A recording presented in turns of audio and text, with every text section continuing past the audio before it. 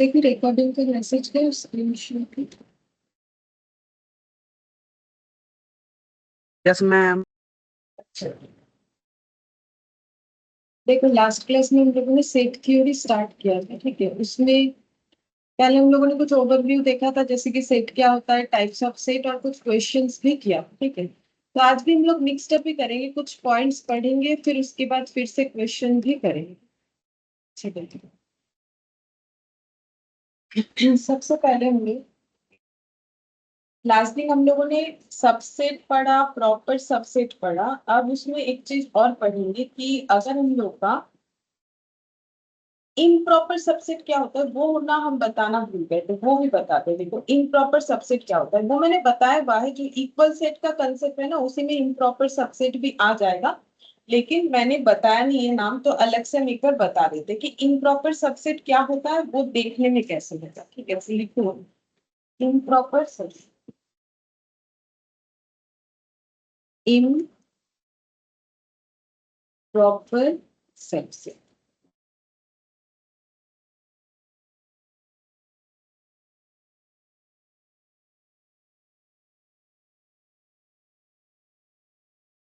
Improper subset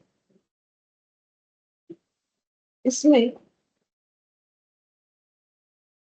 जैसे कि हम एक एग्जाम्पल ले लें, ए इक्वल, मैंने यहाँ पर लिखा सपोज 1 2,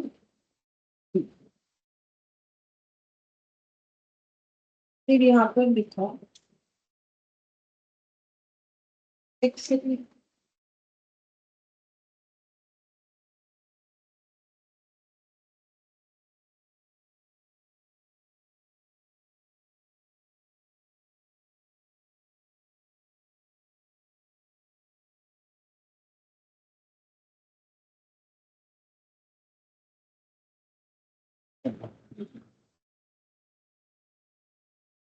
हाँ देखो इम्प्रॉपर सबसेट क्या होता है, तो जो इक्वल सेट हम लोगों ने लास्ट दिन पढ़ा था 1 2 3, और इधर मैंने लिख दिया मान लो 2 1 और 3, ठीक है। अच्छा, तो तुम लोग मुझे ये बताओ कि ये क्या रिलेशन है, फिर हम बताते हैं इम्प्रॉपर सबसेट क्या होगा। ये अगर मैंने लिखा हुआ है, तो ये दोनों सेट में क्या रिलेशन है, बता सकते हो? लास्ट दिन के नॉलेज से ही बताना। दोनों इक्वल है। हाँ, A and B equal set भी है, और एक चीज भी होगा, क्या होगा? A is a subset of B and B is the superset. B is a subset of A and A is the superset. A is a subset of B and B is superset इस case में, ठीक है। ये हम लोगों ने last दिन भी पढ़ा हुआ है। और B is a subset of A and A is superset, ठीक है। लेकिन ऐसे सबसेट को, ऐसा जो सबसेट का रिलेशन है ना, इसको हम लोग बोलते हैं इम्प्रॉपर सबसेट, ठीक है। ये जो सबसेट का रिलेशन निकल के आया ना, इसको हम लोग बोलते हैं इम्प्रॉपर सबसेट, ठीक है। और प्रॉपर सबसेट क्या था? प्रॉपर सबसेट का मतलब है कि सुपरसेट में एक ऐसा एलिमेंट जरूर होना चाहिए, सुपरसेट में एक ऐसा एलिमेंट जरूर होना चाहिए, कम से कम एक एलिमेंट जो कि उसके सबसेट में नहीं है, ठीक है। इसको इम्प्रॉपर सबसेट बोलते हैं, और इसको हम लोग ना ऐसे डिनोट कर सकते हैं, A is improper subset of B, B is improper subset of A. Improper होने पे ऐसे यू से, यू जो है ये तो सबसेट का साइन लास्ट दिन सीखा था, और ये जो लाइन लगा हुआ है इसको हम लोग बोलते हैं, ये लगाने से इसको बोला जाता है इम्प्रॉपर सबसेट, ठीक है। इस चीज को बोला जाता है इम्प्रॉपर सबसेट।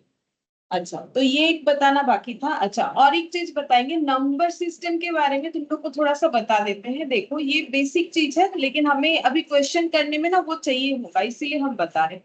जैसे रियल नंबर, ठीक है। रियल नंबर को कैसे डिनोट किया जाता है? कैपिटल आर से, ठीक है। तो रियल नंबर क्या क्या होता है, रियल नंबर के अंदर क्या क्या नंबर आता है? रियल नंबर जो है वो रैशनल भी होता है, इरेशनल। हम बता देंगे रैशनल इरेशनल का मतलब क्या होता है। रैशनल भी होता है, इरेशनल भी होता है, ठीक है।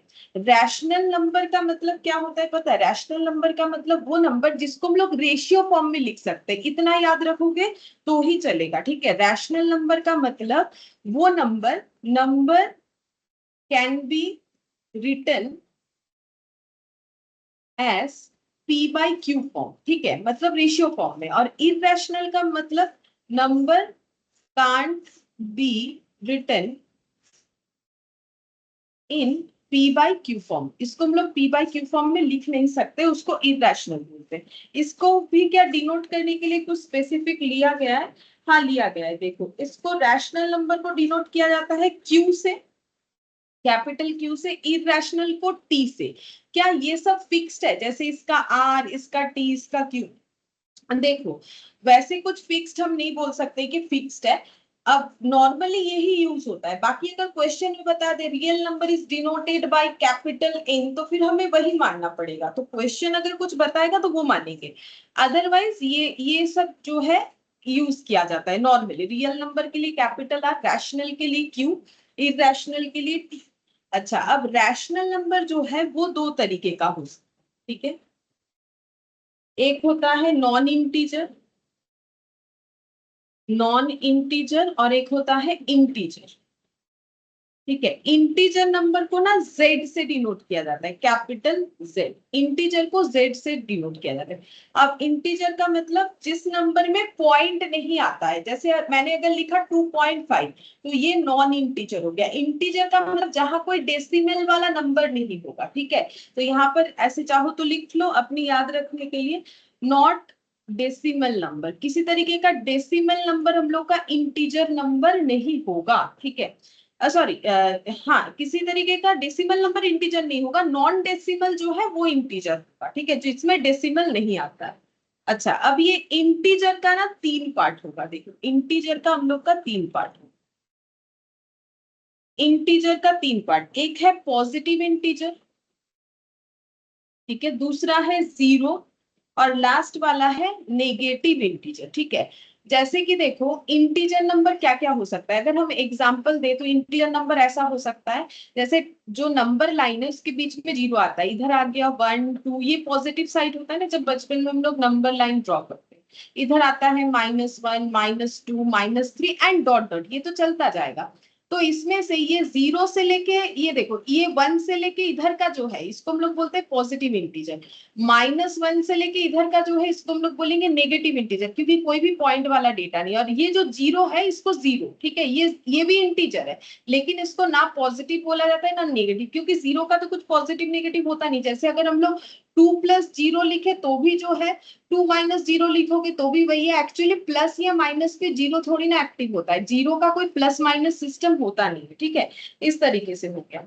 अच्छा, अब जो यहाँ पर देखो, अब यहाँ कुछ कैटेगरी देखना है, जैसे कि जो पॉजिटिव नंबर है, ठीक है, जो पॉजिटिव नंबर है और जो जीरो है, सिर्फ पॉजिटिव इंटीजर मिला के होता है नेचुरल नंबर। हम कैसे इसको कवर करें? हम ऐसे कवर करें, कैसे दिखाएंगे? देखो देखते हैं कैसे लिखें। यहाँ लिख देते हैं, देखो पॉजिटिव इंटीजर जितने भी हैं सारे पॉजिटिव इंटीजर मिलके होते हैं नेचुरल नंबर। नेचुरल नंबर जिसको कैपिटल एन से डिनोट किया जाता है, ठीक है, इसको कैपिटल एन से डिनोट किया जाता है। मतलब integer plus positive integer, integer positive integer, integer में पॉजिटिव इंटीजर को अगर कवर कर लेते हैं तो उसको हम लोग बोलते हैं नेचुरल नंबर। और अगर हम लोग होल नंबर किसे बोलते हैं? देखो अगर पॉजिटिव इंटीजर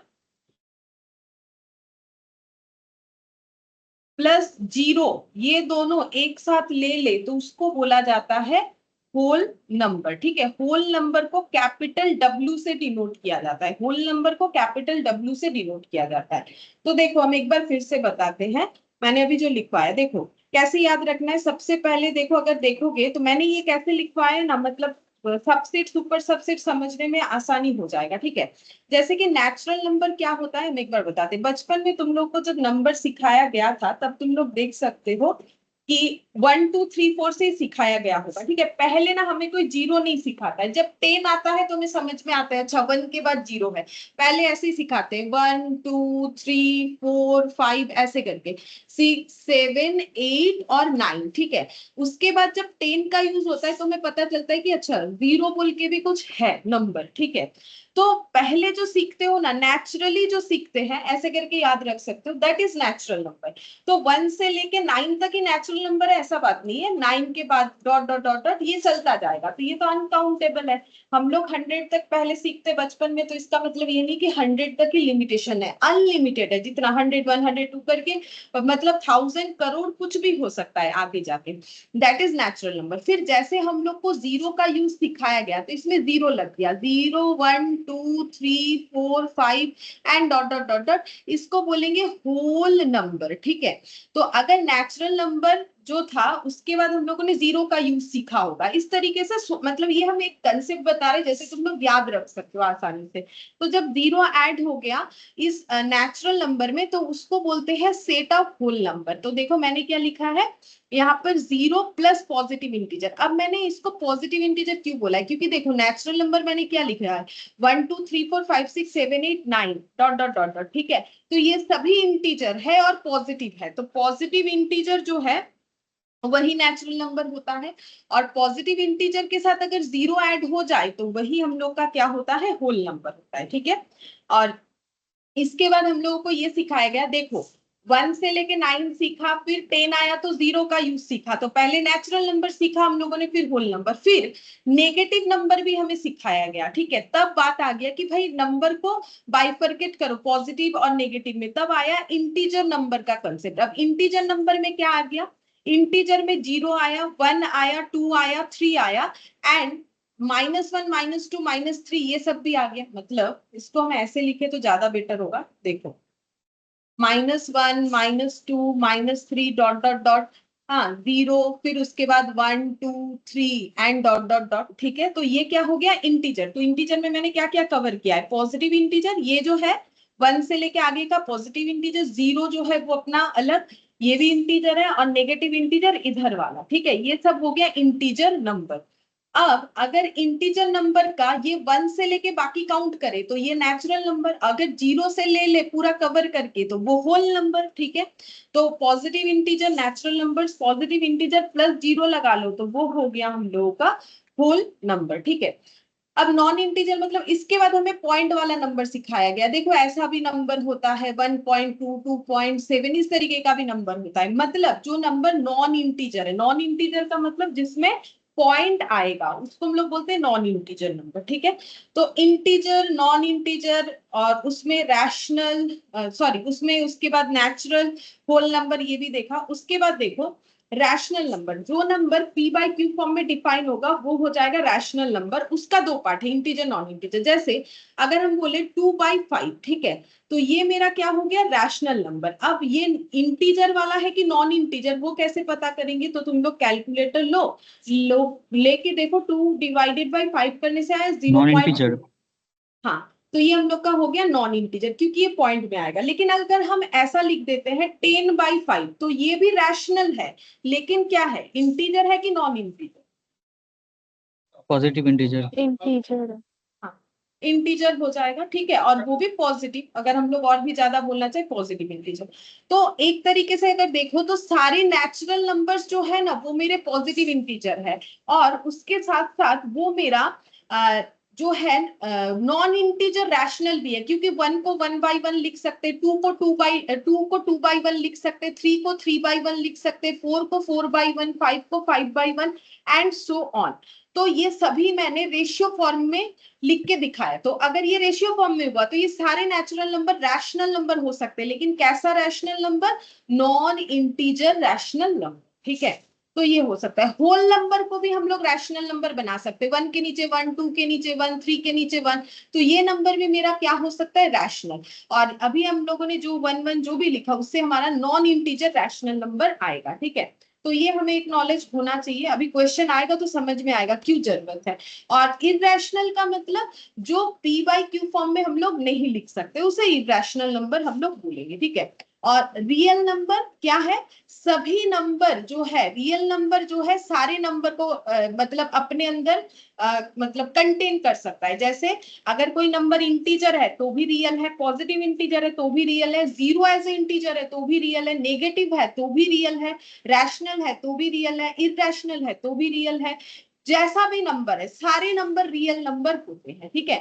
तो ये चार्ट तुम लोग को थोड़ा याद रखना ही चाहिए। देखो ये सीखा होगा कभी, ठीक है, अगर भूल गए हो कोई बात नहीं, अभी याद रखना पड़ेगा, नहीं तो हम लोग आगे का क्वेश्चन को ना नहीं कर पाएंगे, कंसेप्ट वाइज चलेंगे तो फिर वो करने में हमें दिक्कत हो। अच्छा, अब देखो अगर हमें समझ में आता है तो अभी हम लोग क्वेश्चन भी कर लेते हैं, ताकि अभी अभी जो सीखा वो जल्दी से याद हो जाए।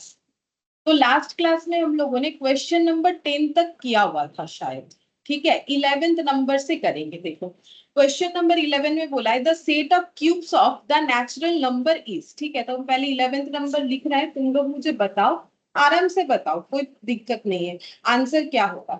Set of cubes of natural numbers, तो पहले तुम लोग ये सोचो कि मैंने अभी भी तुम लोग को नेचुरल नंबर बताया कि नेचुरल नंबर क्या है, जो तुम लोगों ने बचपन में नेचुरली सीखा था। मैंने ऐसा एक स्टोरी बताया ना, तो तुम लोग याद करके बोलो या कॉपी देख के बोलो, कैसे भी बोलना है।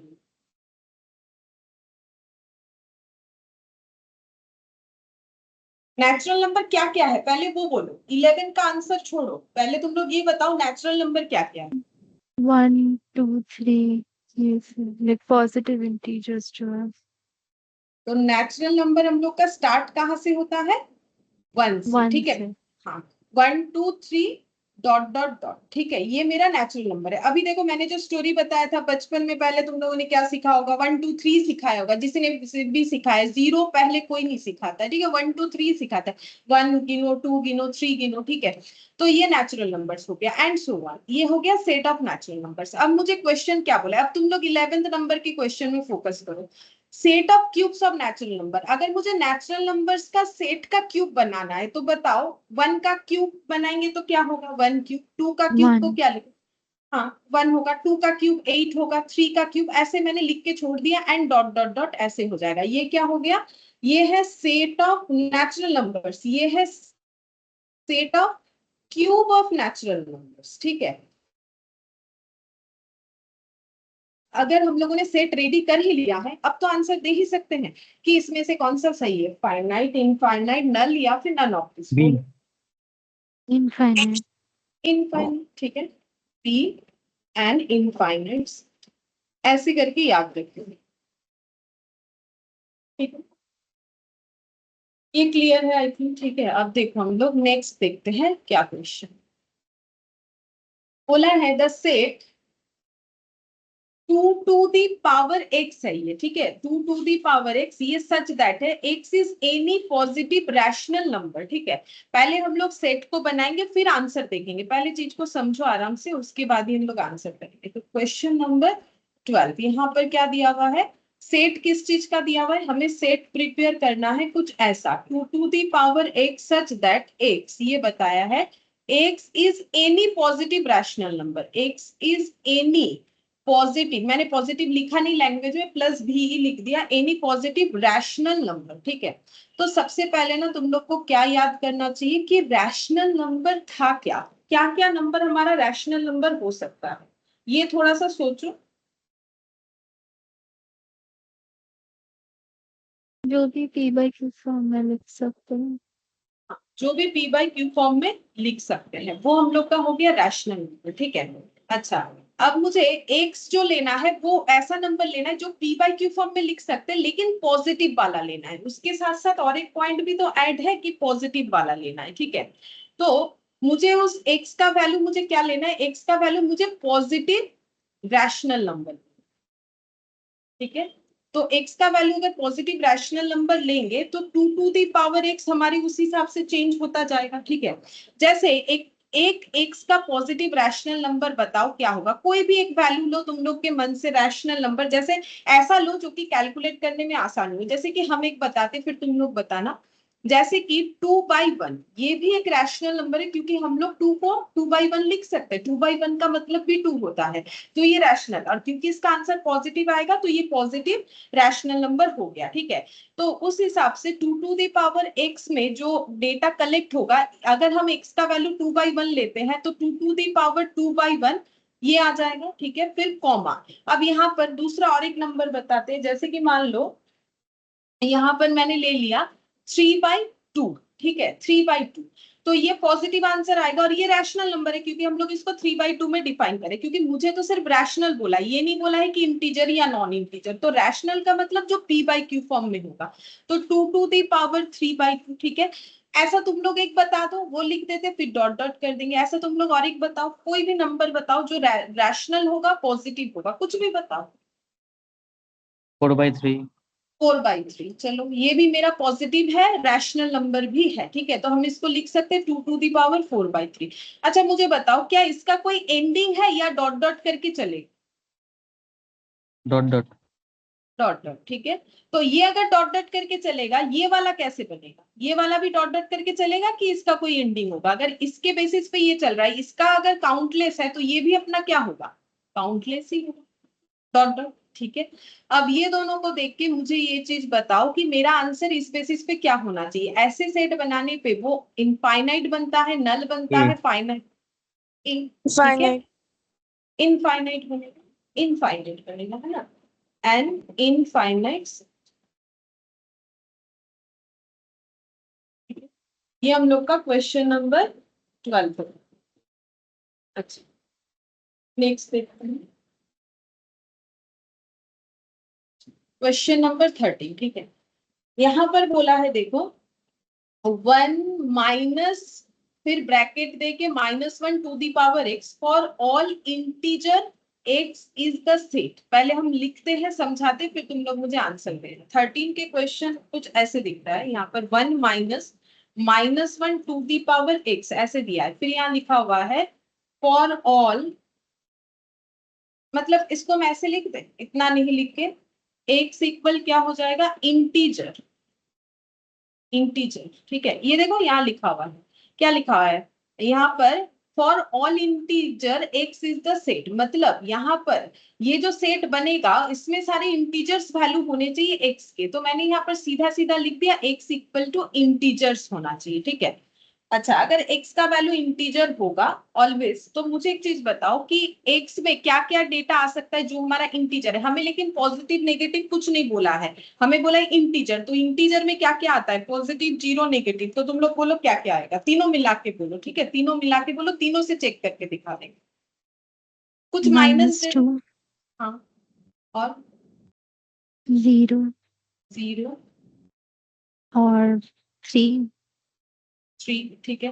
3 ले लिया, तो मैंने ना पॉजिटिव वाला भी लिया, नेगेटिव भी ले लिया, और जो है हम लोगों ने जो है पॉजिटिव, नेगेटिव, 0 तीनों ले लिया। लेकिन खत्म नहीं है, मतलब हम ये कहना चाह रहे हैं, ये इधर ऐसे डॉट डॉट चलेगा। मतलब अगर हम लोग ऐसे लिखे 1 2 डॉट डॉट 3 तक चलेगा, इधर -1 -2 करके ऐसे चलेगा, ठीक है। मतलब इसको अगर हम थोड़ा सीक्वेंस में लिख ले, ठीक है, मैंने तुम लोग को 3 बोला, तुम लोगों ने 3 आंसर दिया, सही है। हम इसको थोड़ा सा ऐसे लिख रहे हैं, 1 2 3, ये डॉट डॉट इधर चलेगा, और इधर -1 -2 -3 डॉट डॉट इधर चलेगा, ठीक है, इस तरीके से चलेगा। तो जो भी हो, अगर हम लोग इस पे वैल्यू को अप्लाई करते हैं, 3 वैल्यू अप्लाई करेंगे जो तुम लोगों ने बोला। तुम लोगों ने मुझे बोला एक 0, एक 3 और एक -2, ठीक है। तो इसी को अप्लाई करके देखते हैं कि मेरा यहाँ पर इसका सोल्यूशन क्या आएगा। तो देखो क्या है,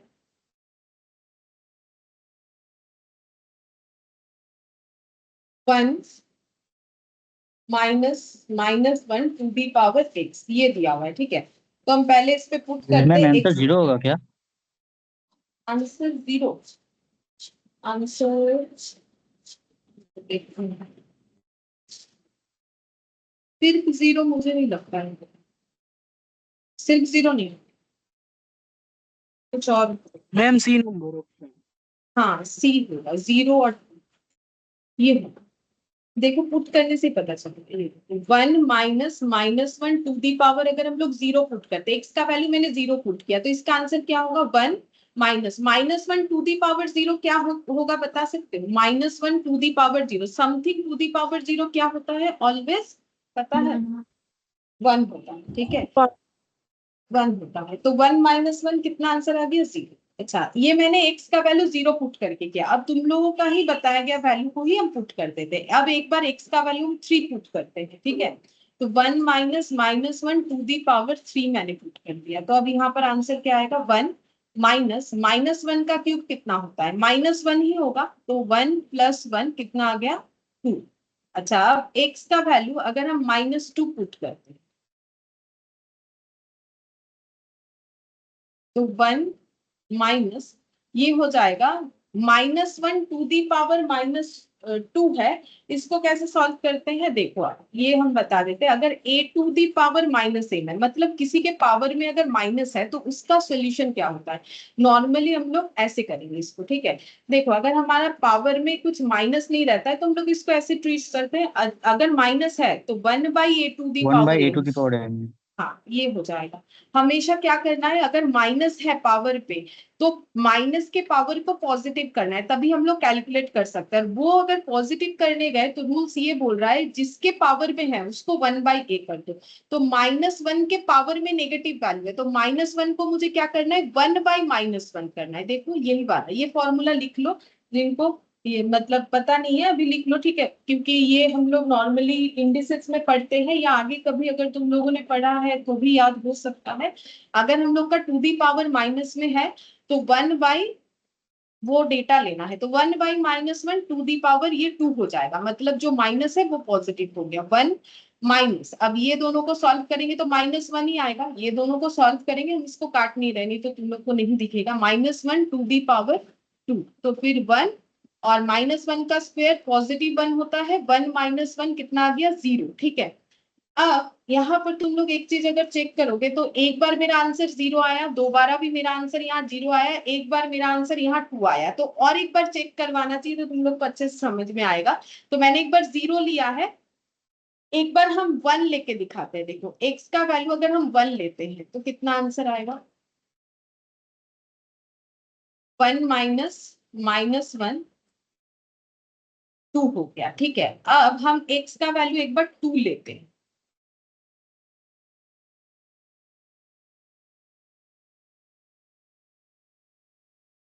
मतलब तुम लोग अगर एक चीज ध्यान से देखोगे ना, मेरा आंसर क्या आ रहा है, या तो 0 या तो 2 या तो 0 या तो 2 या तो 0 या तो 2, यही आते जाएगा। क्यों आ रहा है पता है, क्योंकि अगर हम लोग x का वैल्यू जो है, x का वैल्यू जब हम लोग पॉजिटिव ले रहे हैं, सॉरी इवन नंबर ले रहे हैं, एक्स का वैल्यू जब इवन ले रहे हैं ना तो वो हम लोग का 0 आंसर दे रहा है। देखो, एक्स का वैल्यू जब इवन है तो वो हमें आंसर दे रहा है 0, और एक्स का वैल्यू जब ऑड है वो हमें आंसर दे रहा है 2। ऐसा क्यों हो रहा है, क्योंकि अगर हम लोग एक्स का वैल्यू इवन ले रहे हैं, जैसे कि देखो 0 का छोड़ो, उसका ऑड इवन क्या है, जैसे कि ये वाला वैल्यू, ये वाला वैल्यू, क्योंकि जब मेरा स्क्वायर जा रहा है या फिर इवन नंबर हो रहा है, इवन नंबर होने पे मेरा ये जो 1 है ना वो मेरा पॉजिटिव आ जा रहा है। ये जो ब्रैकेट के अंदर का कैलकुलेशन है वो मेरा पॉजिटिव आ रहा है। तो अगर वो पॉजिटिव आया तो 1 माइनस, क्योंकि आंसर तो 1 ही आएगा, वैल्यू 1 आएगा, सिर्फ चेंज, क्योंकि देखो 1 को कितने से भी मल्टीप्लाई करो, 1 के पावर में चाहे लाख लिख लो,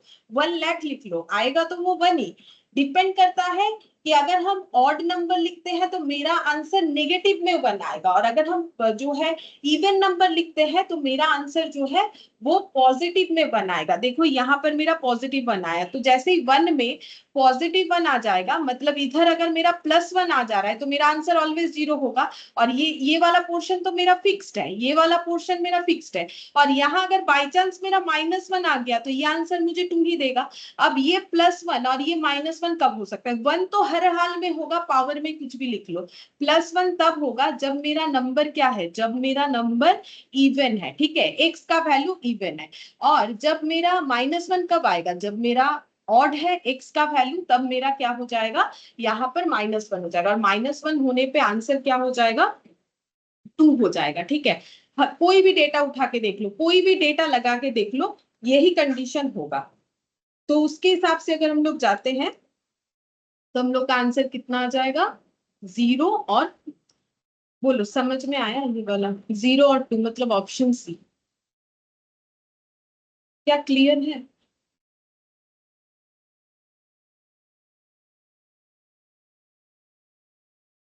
बोलो समझ में आया या नहीं समझ में आया। Yes, ma'am.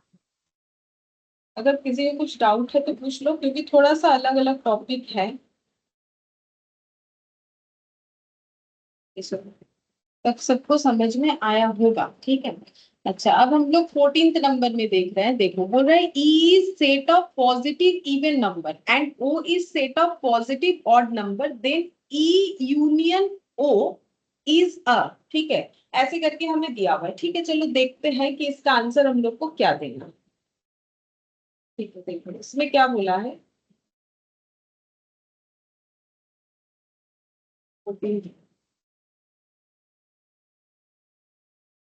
E is a set of positive even numbers। तो E क्या है, ऐसे लिखते हैं, पॉजिटिव इवन नंबर है। ये ऐसा एक सेट है जिसके अंदर सारे पॉजिटिव इवन नंबर है, ऐसा क्वेश्चन हमें बताया है। और O is the set of positive odd number. O जो है सेट ऑफ पॉजिटिव, क्या बोला है, पॉजिटिव ऑड नंबर्स बोला है। ठीक है, पॉजिटिव ऑड नंबर्स बोला है।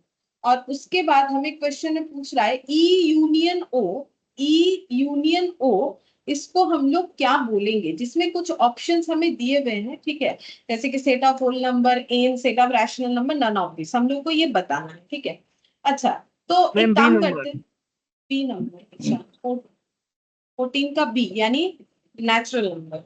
एन दिया हुआ है, एन फॉर नेचुरल नंबर होगा। ठीक है, क्योंकि कैपिटल एन से हम लोग नेचुरल नंबर को ही डिनोट करते हैं। अच्छा ठीक है, चलो हम लोग एक बार चेक करके देखते हैं। चलो आंसर मेरे हिसाब से सही आया है मुझे। ठीक है, अब देखो यहाँ पर चेक करते हैं। जैसे कोई भी एक एग्जाम्पल ले लो, कुछ पॉजिटिव इवन नंबर बताओ। जिनको ऐसे नहीं समझ में आ रहा है ना, कोई एग्जाम्पल से आराम से समझ में आएगा। बोलो कि कोई भी पॉजिटिव इवन नंबर बताओ, दो तीन कुछ भी बताओ ना। 2, 4, 6, 2, 4, 6, ठीक है, ये लिख लिया मैंने कुछ पॉजिटिव इवन नंबर। अच्छा, अब कुछ पॉजिटिव ऑड नंबर बता दो, कुछ भी बताओ। 5, 7, 9, 5, 7, 9, ये बन गया मेरा पॉजिटिव ऑड नंबर। अब मुझे करना है ई यूनियन ओ। ठीक है, यूनियन करने का मतलब लास्ट दिन हम लोगों ने सेट थ्योरी में ऑपरेशन सीखा था, दो ही, यूनियन और इंटरसेक्शन। हम याद दिला देते हैं। यूनियन का मतलब है कि दोनों सेट को मिला के उनपे इंक्लूडेड सारे डेटा को मुझे लिखना है, लेकिन कॉमन डेटा को मुझे एक ही बार लिखना है। तो इसका ये जो डेटा तुम लोगों ने अभी बनाया, जिससे मैंने यहाँ पर डेटा कलेक्ट किया है, अब उससे बोलो ई यूनियन ओ में क्या क्या लिखोगे। मैम सारा।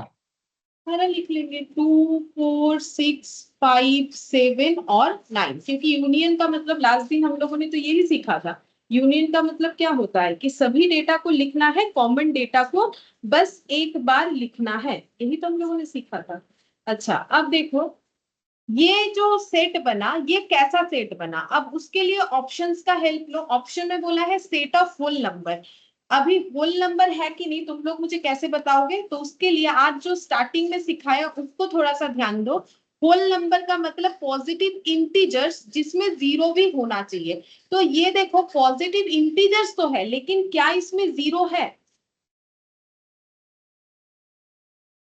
क्या इसमें जीरो आया, क्योंकि जीरो तो ऑड इवन में काउंट नहीं होता है ना। जीरो को ऑड बोले कि इवन, जीरो को कुछ भी नहीं बोलना है, ना तो ऑड ना तो even.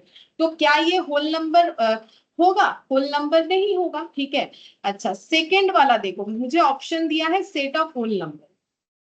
Set of whole number, whole number का मतलब क्या है, जब पहले सीखे थे तो 1, 2, 3 से सीखे थे, 0, 1, 2, 3 डॉट डॉट करके, ये सब होल नंबर होता है। ये मेरा आंसर नहीं होगा। क्यों नहीं होगा, क्योंकि इसमें जीरो इंक्लूड नहीं है। जीरो के बिना वो होल नंबर नहीं होता है। ठीक है, एन का मतलब होता है सेट ऑफ नेचुरल नंबर। ठीक है, एन से नेचुरल नंबर को डिफाइन किया जाता है। तो set of natural number, natural number मतलब मैंने तुम लोग को बोला, तुम लोग जो बचपन में सीखे थे 1, 2, 3 डॉट डॉट करके इंफिनिटी तक। ठीक है, तो ये हो गया। अच्छा सी ऑप्शन में बोला है सेट ऑफ रैशनल नंबर्स। ठीक है, सेट ऑफ रैशनल नंबर्स का मतलब, सेट ऑफ रैशनल नंबर्स का मतलब जिसको हम लोग पी बाई क्यू फॉर्म में डिफाइन कर सकते हैं। ठीक है, जिसको हम लोग पी बाई क्यू फॉर्म में डिफाइन कर सकते हैं, वो हो गया सेट ऑफ रैशनल नंबर्स। और बोला है नन ऑफ दिस। ठीक है, नन ऑफ दिस। ठीक है, अब तुम लोग को बताना है कि इसमें से कौन सा आंसर होगा, कौन सा आंसर सही लग रहा है। वैसा आंसर मुझे आया है, लेकिन तुम लोग भी बताओ थोड़ा सोच के कि बी कौन बी। सा answer. natural numbers, set of natural natural numbers. Numbers, हाँ ये सेट ऑफ नेचुरल नंबर्स ही होगा। ठीक है, अब देखो अगर किसी को लग रहा है कि ये रैशनल नंबर क्यों नहीं होगा, क्योंकि इसके नीचे नीचे अगर 1 लिख दे तो ये तो रैशनल नंबर भी बन जाएगा। बिल्कुल ये रैशनल नंबर भी बनेगा, लेकिन जब मुझे नेचुरल मैम नंबर ऑल दिया हुआ, डेसिमल नंबर भी है ना। हाँ ठीक है, इसमें तो हम लोग का डेसिमल भी आ सकता है, ठीक है, तो इसीलिए उसमें क्या होना चाहिए, हाँ ये रैशनल में डेसिमल आ जाएगा, ठीक है, तो हम लोग को तो नेचुरल नंबर लेना है, तो फिर उसमें हम लोग का ये जो है ऐसे इंटीजर पार्ट वाला आ जाएगा, ठीक है, तो हम लोग को ये देखो नेचुरल नंबर में हम लोगों ने क्या देखा, नेचुरल नंबर में हम लोगों ने देखा था जो इंटीजर पार्ट को लेके है, देखो पॉजिटिव इंटीजर नेचुरल नंबर होता है, तो ये सारे इंटीजर नंबर है, क्योंकि पॉइंट में आ जाएगा तो फिर वो मेरा ऑड इवन में प्रॉब्लम होगा ना, तो इसीलिए ये ऑप्शन भी नहीं होगा, हम लोग का आंसर हो जाएगा बी नेचुरल नंबर, 14 का आंसर हो जाएगा बी नेचुरल नंबर, ठीक है। अच्छा अब देखो 14 के बाद 15, if R is the set of positive rational number, E is the set of real number, then ठीक है, तो हम पहले लिखते हैं आराम से, फिर पूछेंगे तुम लोग क्या आंसर। 15th नंबर में R is the set of positive rational number, R जो है ये क्या है, set of positive rational number। अच्छा इसके बाद बोला है E is the set of real number, E क्या है, set of real number, set of real number, ठीक है। अच्छा अब यहाँ पर बोल रहा है कि ये सारे ऑप्शंस दिए गए, ठीक है, तो सबसे पहले हम लोग अगर देखें कि सेट ऑफ रैशनल नंबर, मुझे कुछ पॉजिटिव रैशनल नंबर बता दो, तुम लोग कुछ भी बताओ, 2-3 डेटा।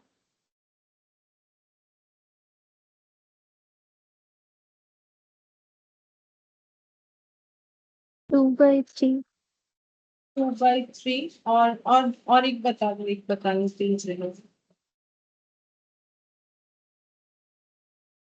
5/2। 5/2, ठीक है, चलो ये 2 लिख लिए। अच्छा रियल नंबर का मतलब क्या आएगा, देखो रैशनल नंबर का मतलब जिसको पी बाई क्यू फॉर्म में लिख सकते हैं, पॉजिटिव मतलब यहाँ कुछ नेगेटिव नहीं आना चाहिए। अब रियल नंबर मतलब क्या था, रियल नंबर मतलब रैशनल नंबर भी रियल नंबर, इरैशनल भी रियल नंबर, नॉन इंटीजर भी रियल नंबर, इंटीजर भी रियल नंबर, पॉजिटिव हो नेगेटिव हो या जो भी हो, जीरो भी रियल नंबर। रियल नंबर का मतलब ऑल नंबर्स, ठीक है, कुछ भी हटेगा नहीं। तो अगर मुझे रियल नंबर का सेट लिखना है तो मुझे क्या क्या लिखना चाहिए, तो क्या हम लोग रियल नंबर में ये लिख सकते हैं, देखो पहले हम ऐसे करके लिख रहे हैं, पहले हम नेचुरल नंबर्स लिख रहे हैं, बचपन में हम लोगों ने क्या सीखा था, 1 2 3, ठीक है, ऐसे डॉट डॉट करके, फिर हम लोगों ने जीरो सीखा, फिर हम लोगों ने माइनस सीखा, -1 -2, ठीक है, पहले हमें सिखाया गया 1 2 3, फिर बोला जीरो सीखो, फिर बोला माइनस नंबर भी सीखो, ठीक है, फिर बोला गया कि पॉइंट वाले नंबर भी सीखो, जैसे कि 1.2, ठीक है, इधर लिख देते हैं -2.5, तो पॉइंट में भी नेगेटिव पॉजिटिव, फिर बोला कि फ्रैक्शन वाला भी सीखो 2/3, ठीक है, इधर एक लिख दो माइनस, इधर माइनस फॉर्म में लिख दो कुछ, ठीक है,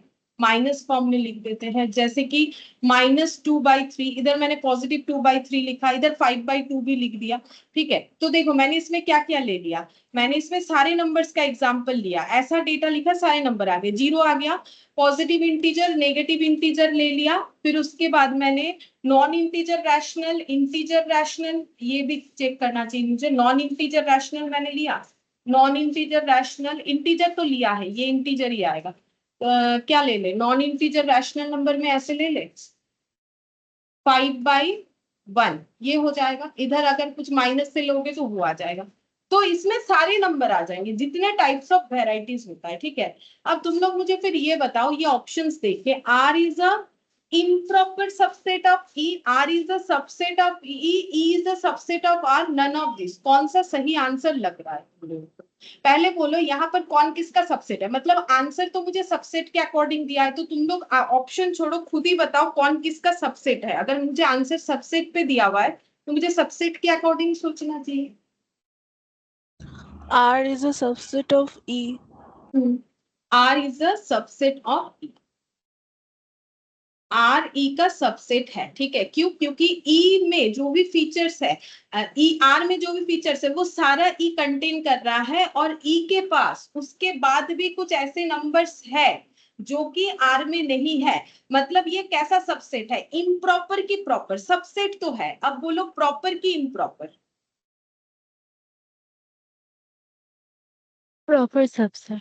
प्रॉपर सबसेट, तो R is a proper subset of E, ठीक है, R is a proper subset of, ये क्या है, प्रॉपर सबसेट। क्यों? क्योंकि प्रॉपर सबसेट के लिए हम लोगों ने क्या सीखा था कि सुपर सेट, जैसे कि ये सुपर सेट है, सुपर सेट में कम से कम एक ऐसा एलिमेंट होना चाहिए जो उसके सबसेट के पास नहीं है, ठीक है, जैसे कि ये देखो 2/3 5/2, ये दोनों को मैंने यहाँ इंक्लूड किया है, मतलब ये दोनों डेटा इसके अंदर होगा, लेकिन इसके अलावा भी इसके पास ऐसा डेटा होगा जो कि आर के पास नहीं होगा, क्योंकि आर अगर मेरा पॉजिटिव रैशनल नंबर है तो इस केस में यहाँ कोई नेगेटिव वैल्यू या जीरो इस तरीके का चीज नहीं आएगा, तो ये हम लोग का क्या हो जाएगा, प्रॉपर सबसेट, ठीक है, R is a proper subset of E. तो इसमें से कौन सा आंसर होगा फिर, ऑप्शन बी, ऑप्शन बी, ठीक है, ये वाला कंप्लीट है। अब नेक्स्ट देखते हैं क्या दिया है।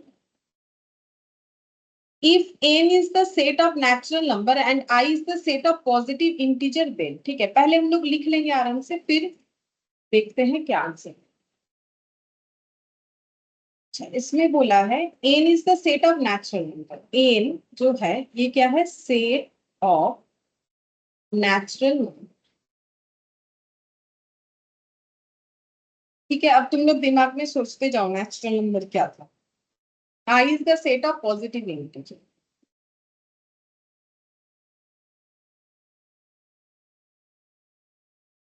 अगर ऐसा है तो हम लोग को बाद में यहाँ कुछ ऑप्शंस दिया है कि कौन सा हम लोग का सही जा रहा है, ठीक है। अच्छा चलो, तो हम लोग कुछ डेटा लिख ले, सेट ऑफ नेचुरल नंबर्स में क्या क्या है, हाँ बोलो कौन सा answer, C, n is not a proper subset of I, ऐसा देखते हैं ma'am E equal to I, n equal to I, हाँ ये सही होना चाहिए, एक बार लिख के देखते हैं, ऑप्शन तो ये दिया हुआ है, ए ही दिया हुआ है आंसर, अब देखते हैं ए आंसर क्या, सेट ऑफ नेचुरल नंबर्स में क्या क्या लिखोगे मुझे बताओ, 1 2 3 डॉट, नेचुरल नंबर मतलब जो सबसे पहले तुम लोगों ने काउंटिंग में सीखा होगा, ठीक है। आई है सेट ऑफ पॉजिटिव इंटीजर, ठीक है। अब तुम लोग बोलोगे मैंने तो इंटीजर को जेड से दिखाया था, यहाँ क्यों आई लिखा हुआ है, ठीक है।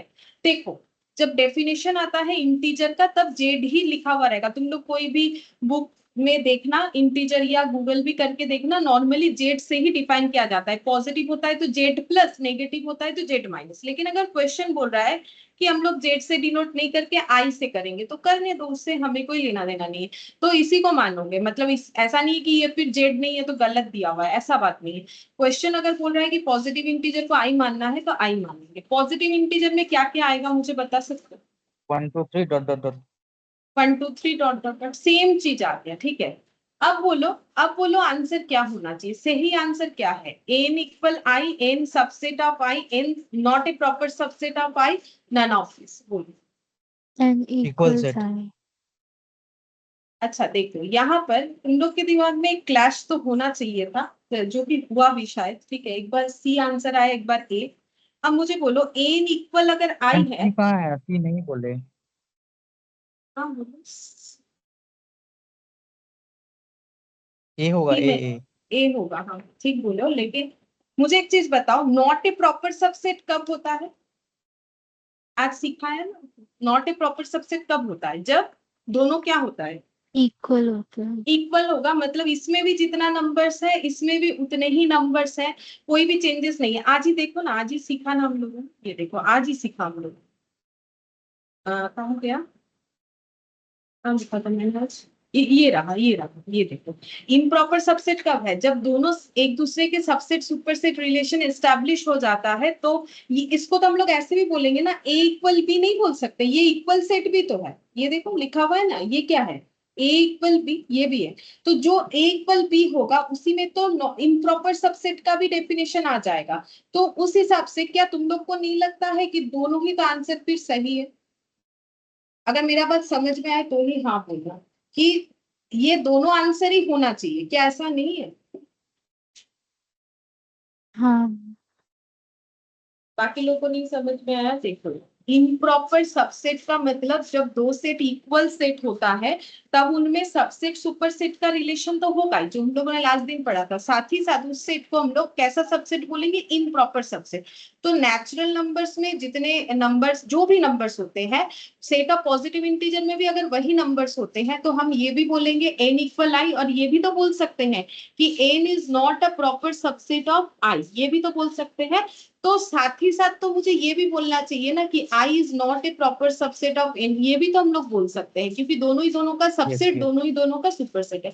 तो इसीलिए ए आंसर को ज्यादा प्रेफर किया गया है, मतलब आंसर्स में ए इसीलिए दिया गया है क्योंकि इसमें दोनों चीजें होगा, यही करेक्ट है ऐसा हम लोग नहीं बोल सकते, जबकि ये बात भी सही है, लेकिन रिवर्सली ये बात भी तो सही है। तो फिर कंफ्लिक्ट जब आ रहा है तो फिर ऐसा आंसर दो जिससे मेरा मतलब जो है डाउट वाला पोर्शन ना रहे। तो सी देन ऐसे डाउट तो ये रहना चाहिए कि एन सब proper subset of improper subset of i is correct, then also i is improper subset of n, ये भी उतना ही करेक्ट है, क्योंकि मुझे ऐसा कोई ऑप्शंस दिया नहीं है, ऐसे देके मुझे देना चाहिए था बोथ a एंड b, तब भी ठीक था। तो क्योंकि यहाँ पर कंफ्लिक्ट आ रहा है तो फिर हम लोग आंसर क्या देंगे, a, ये वाला हम लोग आंसर फिर नहीं चूज करेंगे, ठीक है। तो ऐसा अगर बहुत नियर अबाउट आंसर हो तो थोड़ा सा हमें जज कर लेना चाहिए कि कौन सा दे जिससे आंसर हमारा एकदम परफेक्ट जाए, ठीक है। तो ये वाला होगा n इक्वल, बोलो क्लियर है ये वाला बात? थोड़ा सा अलग है इसलिए पूछ ले रहे बार बार। ठीक है, चलो 17th number, I is the set of isosceles triangle and E is the set of equilateral triangle, then क्या रिलेशन एस्टैब्लिश होगा, ठीक है। तो इसके लिए हमें आइसोसेलेस, इक्विलैटरल, ये बात जो है पता होनी चाहिए, ठीक है। तो हम देखो बताते हैं, अगर पता है तो भी ठीक है, कर पाओगे। देखो यहाँ पर बोला है आई क्या है, आई बोला है सेट ऑफ आइसोसेलेस, गलत ISOS होता है, ISOS PELES, ये होते हैं आइसोसेलेस ट्राइंगल, और ई जो है equilateral, set of equilateral triangle, ठीक है। और उसके बाद पूछा है रिलेशन क्या होता है। आइसोसेलेस ट्राइंगल का मतलब क्या होता है, आइसोसेलेस ट्राइंगल का मतलब होता है ऐसा ट्राइंगल, ये ट्राइंगल, ये आइसोसेलेस ट्राइंगल का मतलब होता है ऐसा ट्राइंगल जिसका एटलीस्ट, ठीक है, ये मेन पॉइंट है, एटलीस्ट, हाँ दो साइड, कम से कम दो side, at least two sides are, कम से कम दो साइड इक्वल है। अगर तीन भी इक्वल हो तो भी आइसोसेलेस बोल सकते हैं, वो बात अलग है, अगर तीन इक्वल हो गया तो उसको हम लोग इक्विलैटरल भी बोलते हैं, ठीक है। लेकिन अगर दो साइड इक्वल है तो उसी पे ये क्वेश्चन बेस्ड है, ठीक है। तो एटलीस्ट इस पॉइंट पे ध्यान दो। और इक्विलैटरल ट्रायंगल का मतलब ऐसा ट्रायंगल है जिसका on three sides are equal, तीनों के तीनों साइड इक्वल होने चाहिए, तीनों के तीनों साइड, तो ही वो इक्विलैटरल। अब हम ना कुछ ट्रायंगल ड्रॉ करते हैं और उसमें कुछ जो है सेंटीमीटर या मीटर, जो भी बोलो, सेंटीमीटर ही बोल रहे, ठीक है। हम लिख रहे हैं, तुम लोग बताना। मैंने लिखा 2 सेंटीमीटर 2 सेंटीमीटर 2 सेंटीमीटर, ठीक है। और इसको मैंने नाम दे दिया ए। अच्छा, और एक बना रहे हैं यहाँ पर 2 2, और यहाँ पर मैंने लिख दिया 5, ठीक है। इसको मैंने बी नाम दे दिया। और यहाँ पर एक ट्रायंगल बना लिया, मान लो इसको दे दिया मैंने 3, ये दे दिया मैंने 2, और ये दे दिया मैंने 4, ठीक है। इसको नाम दे दिया मैंने सी। अच्छा, अब ये मैंने तीन अलग अलग ट्रायंगल बनाए। एक ट्रायंगल में देखो तीनों साइड का वैल्यू मैंने एक जैसा रखा है, एक में दो एक जैसा रखा है, एक अलग रखा है, एक में तीनों भी अलग रखा है। अब अगर मुझे सेट ऑफ आइसोसेलेस ट्रायंगल बनाना है, उसके अंदर कौन सा आएगा, ट्रायंगल का नाम है ए, इसका नाम बी, इसका नाम सी, तो आइसोसेलेस के अंदर कौन सा दो ट्रायंगल आएगा, और इक्विलैटरल के अंदर कौन सा ट्रायंगल आएगा, दो तीन जो भी आएगा, एक आएगा, वो तुम लोग को नाम लेके मुझे बताना है, डेफिनेशन को सोचते हुए।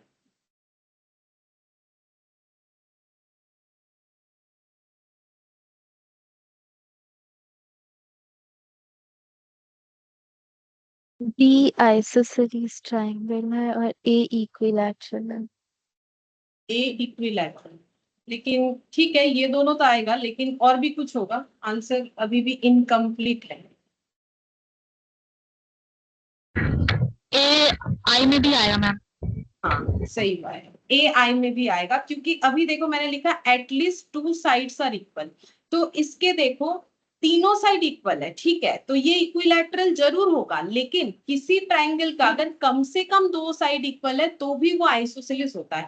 तो ए जो है वो मेरा आइसोसेलेस भी है, और ए जो है वो मेरा इक्विलैटरल भी है, ठीक है। अच्छा, बी वाला क्या है, ये तो आइसोसेलेस ही होगा, क्योंकि इसका दो साइड इक्वल है, दो साइड इक्वल होने से आइसोसेलेस, दो से ज्यादा होने से भी आइसोसेलेस, लेकिन वो आइसोसेलेस के साथ साथ वो फिर इक्विलैटरल भी हो जाता है। और ये जो है ये ना तो आइसोसेलेस है ना तो चैलेंज। इक्विलैटरल है, क्योंकि इनका, हाँ, इनका तीनों जो है अलग अलग, ठीक है। अच्छा, अब यहाँ पर हम लोगों को ये आंसर बताना है। अब ये देख के मुझे एक चीज बताओ, ऑप्शंस ना हमारे सबसेट बेसिस पे है, इक्वल बेसिस पे है, तो मुझे ये चीज बताओ कि ये अगर दो सिचुएशन है तो ये दोनों सेट के अंदर क्या रिलेशन एस्टैब्लिश हुआ, मतलब तुम लोगों ने प्रॉपर सबसेट सबसेट पढ़ा, फाइनाइट इनफाइनाइट, E क्या is a क्या, proper E is a subset proper of subset I. of I is a superset. E is a proper subset of I, ये answer आया मुझे, सबसेट ऑफ आई। ई जो है वो proper subset है आई का, बिल्कुल, क्योंकि देखो ई का जितना भी एलिमेंट है वो आई में कंटेंट हो रहा है, ऊपर से आई के पास एक ऐसा एलिमेंट है, कम से कम एक एक होना चाहिए, एक एलिमेंट तो है जो कि ई में नहीं है, ठीक है। तो ये हो गया आंसर, तो E is a proper subset of I, ये ऑप्शन होना चाहिए। तो ये ऑप्शंस के अकॉर्डिंग देख के मुझे बोलो कौन सा आंसर फिर जाएगा, बी, ठीक है, बी हो जाएगा, ठीक है, तो बी हो जाएगा आंसर। तो ये ऐसे करके तुम लोग को ड्रॉ करके कर लेना है, ठीक है। और एक चीज भी तुम लोग समझ सकते हो, अगर हम लोग किसी इक्विलैटरल आइसोसेलेस ट्रायंगल पे जाए ना, तो आइसोसेलेस ट्रायंगल जो है वो आइसोसेलेस के साथ साथ इक्विलैटरल, सॉरी, आइसोसेलेस ही होगा, ठीक है। ये अच्छे से समझ में आ जाता है, लेकिन हम एक तरीके से समझाने का कोशिश कर रहे हैं। इक्विलैटरल ट्रायंगल जो है वो इक्विलैटरल है, और साथ ही साथ ना वो आइसोसेलेस भी है। कोई भी इक्विलैटरल ट्रायंगल ना, कोई भी इक्विलैटरल ट्रायंगल वो अपने आप में इक्विलैटरल तो है ही, साथ ही साथ वो क्या है, आइसोसेलेस भी है। तो ये देखो, मतलब इक्विलैटरल ट्रायंगल के अंदर जो है, इक्विलैटरल ट्रायंगल के अंदर जो है आइसोसेलेस का फीचर्स है, लेकिन आइसोसेलेस के अंदर इक्विलैटरल का फीचर्स हो ऐसा जरूरी नहीं है। तो इसका मतलब ये हो गया कि ये फिर हम लोग का क्या हो जाएगा, ये हम लोग का हमेशा सुपर सेट होगा, क्योंकि इसके पास ऐसा एक एलिमेंट है जो कि यहाँ नहीं, ठीक है। लेकिन छोड़ो, ये सबसे आसान तरीका, ये सबसे आसान तरीका है, मुझे लगता है ड्रॉ करके आराम से समझ में आ गया है। अच्छा, अब हम लोग नेक्स्ट वाले पॉइंट पे चलते हैं, 18th नंबर, वो भी कुछ इसी तरीके का है। देखो बोला है, if R is the set of isosceles right angle triangle and I is the set of isosceles triangle, तो रिलेशन क्या हो, ठीक है। चलो फिर से ना हम लोग ड्रॉ करके ही देखेंगे, क्योंकि मुझे लगता है ड्रॉ करने से हमें आसानी से समझ में। तो R जो है ये है set of isosceles right angle triangle, right angle triangle, और I जो है ये है सेट ऑफ आइसोसेलेस ट्रायंगल, सिर्फ isosceles.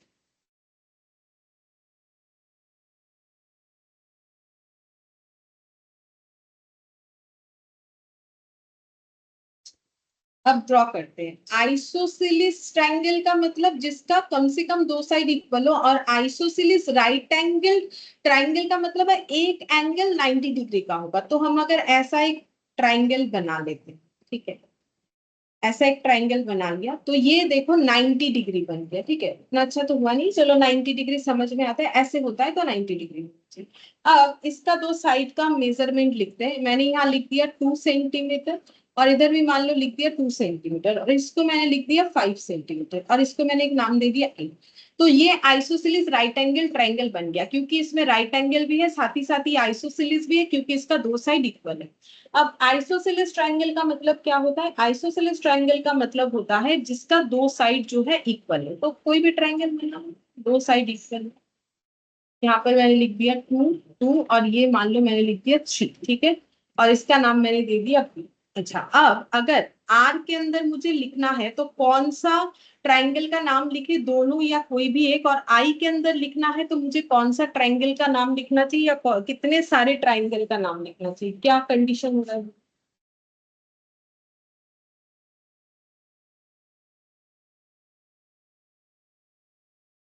R equals to A, I equals to AB. R equals to A, I equals to A comma B. चलो check कर लेते हैं। आर का मतलब है आइसोसेलेस राइट एंगल, यही वाला ट्रायंगल जो है वो आइसोसेलेस राइट एंगल, क्योंकि यहाँ देखो मैंने कोई भी एंगल में 90 डिग्री नहीं दिखा है, ना तो 90 डिग्री बना है। ऐसे अगर मेरा ऐसा रहेगा जो एंगल है तो वो 90 डिग्री नहीं होता है, 90 डिग्री ऐसे होता है। दो ऐसे लाइन जब होता है तो ही 90 डिग्री पॉसिबल है। ऐसे लाइन अगर ऐसा ऐसा है तो 90 डिग्री कैसे होगा, नहीं होगा ना। 90 डिग्री के लिए ऐसा कोई स्कोप नहीं दिखता है। तो आंसर सही हुआ है। देखो अगर हम लोग देखें कि आइसोसेलेस राइट एंगल ट्रायंगल तो सिर्फ ए है, और अगर आइसोसेलेस ट्रायंगल देखें तो आइसोसेलेस तो बी है ही क्योंकि दो साइड इक्वल है, और ए भी है क्योंकि उसका भी दो साइड इक्वल है। तो ये हो गया। अब इसके हिसाब से मुझे बताओ कि कौन किसका क्या रिलेशन में लगता है, क्योंकि ऑप्शंस देखो क्या है। आर आई के बराबर है, आर सबसेट ऑफ आई है, आर सबसेट ऑफ आई, फिर यहाँ पर सॉरी ये ना उल्टा लिखा हुआ है, मतलब आई सबसेट ऑफ आर, ये R subset of I, none of this. तो तुम लोग बोलो कौन सा लग रहा है तुम लोग को ऑप्शन। यहाँ देख के तो मुझे सबसेट वाला कुछ दिख रहा है कि सबसेट तो होना चाहिए, इधर दो है इधर एक है, तो बोलो क्या रिलेशन दिख रहा है। R is the proper subset of I. R is the proper subset, correct. R is the proper subset of I, R I का प्रॉपर सबसेट है, यानी कि ऑप्शन हो जाएगा हम लोग का। ठीक है, ये जो थोड़ा थोड़ा अलग टाइप का था क्योंकि इसमें थोड़ा ज्योमेट्री वगैरह भी था, तो नेचुरल नंबर्स ये सब का भी आइडिया चाहिए था। तो चलो ये चीज हम लोगों ने किया। आगे थोड़ा आसान आसान हमें और फिर मिलना स्टार्ट कर देंगे।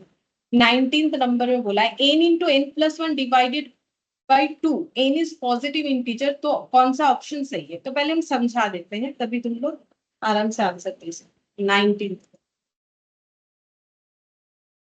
19th नंबर में बोला है N into N plus one divided by two, ऐसे दिया हुआ है। फिर सच दैट, ऐसे करके सच दैट का साइन है। N is positive integer, N जो है एन इज पॉजिटिव इंटीजर, ये दिया है। ठीक है, और हम लोग को बोला है कि कौन सा ऑप्शन सही जाएगा। एन है पॉजिटिव इंटीजर, ठीक है। एन अगर पॉजिटिव इंटीजर है तो इसमें अगर एन एन का वैल्यू फिर क्या क्या हो सकता है, पहले थोड़ा सा ये बता दो क्या क्या हो सकता है। 1 2 3 dot dot dot 1 2 3 dot dot dot. अब जैसे ही डॉट डॉट का बात आ गया, अब इसमें भी फिर 1 2 3 डॉट डॉट डॉट पुट करेंगे तो फिर मेरा ये जो सेट बनेगा वो कैसा सेट बनेगा, finite, infinite, empty, none of Infinite. Infinite, यानी कि इनफाइनाइट। ऑप्शन बी है इनफाइनाइट। क्योंकि जब मेरा सेट का एलिमेंट ही डॉट डॉट वाला है तो फिर जब सेट बना लेंगे वो भी डॉट डॉट वाला ही बनेगा, तो इनफाइनाइट सेट बन जाए। अब क्वेश्चन नंबर 20, ये आसान, ये तुम लोग बता सकते हो। ए का वैल्यू इतना है, ए में इतने सारे डेटा है, एलिमेंट्स है 1 2 3 5 7। बी में है एक्स का square such that X belongs to A. हमें बताना है ये सारे ऑप्शन में से कौन सा ऑप्शन सही है। अच्छा देखो मुझे क्या दिया हुआ है, N of B N of A. तो पहले ऑप्शन से बताओ तो कौन सा ऑप्शन का देने का तरीका ही गलत है, मतलब जो लिखने का पैटर्न यूज किया गया है जो सेट थ्योरी में अलाउड ही नहीं है। इसमें से एक ऐसा ऑप्शन है जो कि सेट थ्योरी में लिखने के पैटर्न को फॉलो नहीं करता है। कौन सा वाला है वो काट देंगे, तुम लोग देख के बता सकते हो कौन सा वाला है।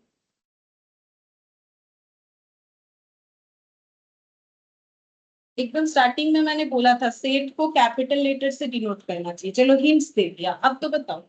मैम ए। ए, ठीक है। ए वाला ऑप्शन होगा ही नहीं क्योंकि एन ऑफ ये जो स्मॉल बी है ये कहाँ से आया, ये चलेगा ही नहीं क्योंकि ए और बी तो सेट का नाम है, तो यहाँ कैपिटल ए है कैपिटल बी है, कैपिटल से ही डिनोट होता है। फिर ऑप्शन ए तो मेरा गलत है, तो ऑप्शन ए को लेके हमें कुछ नहीं देखना।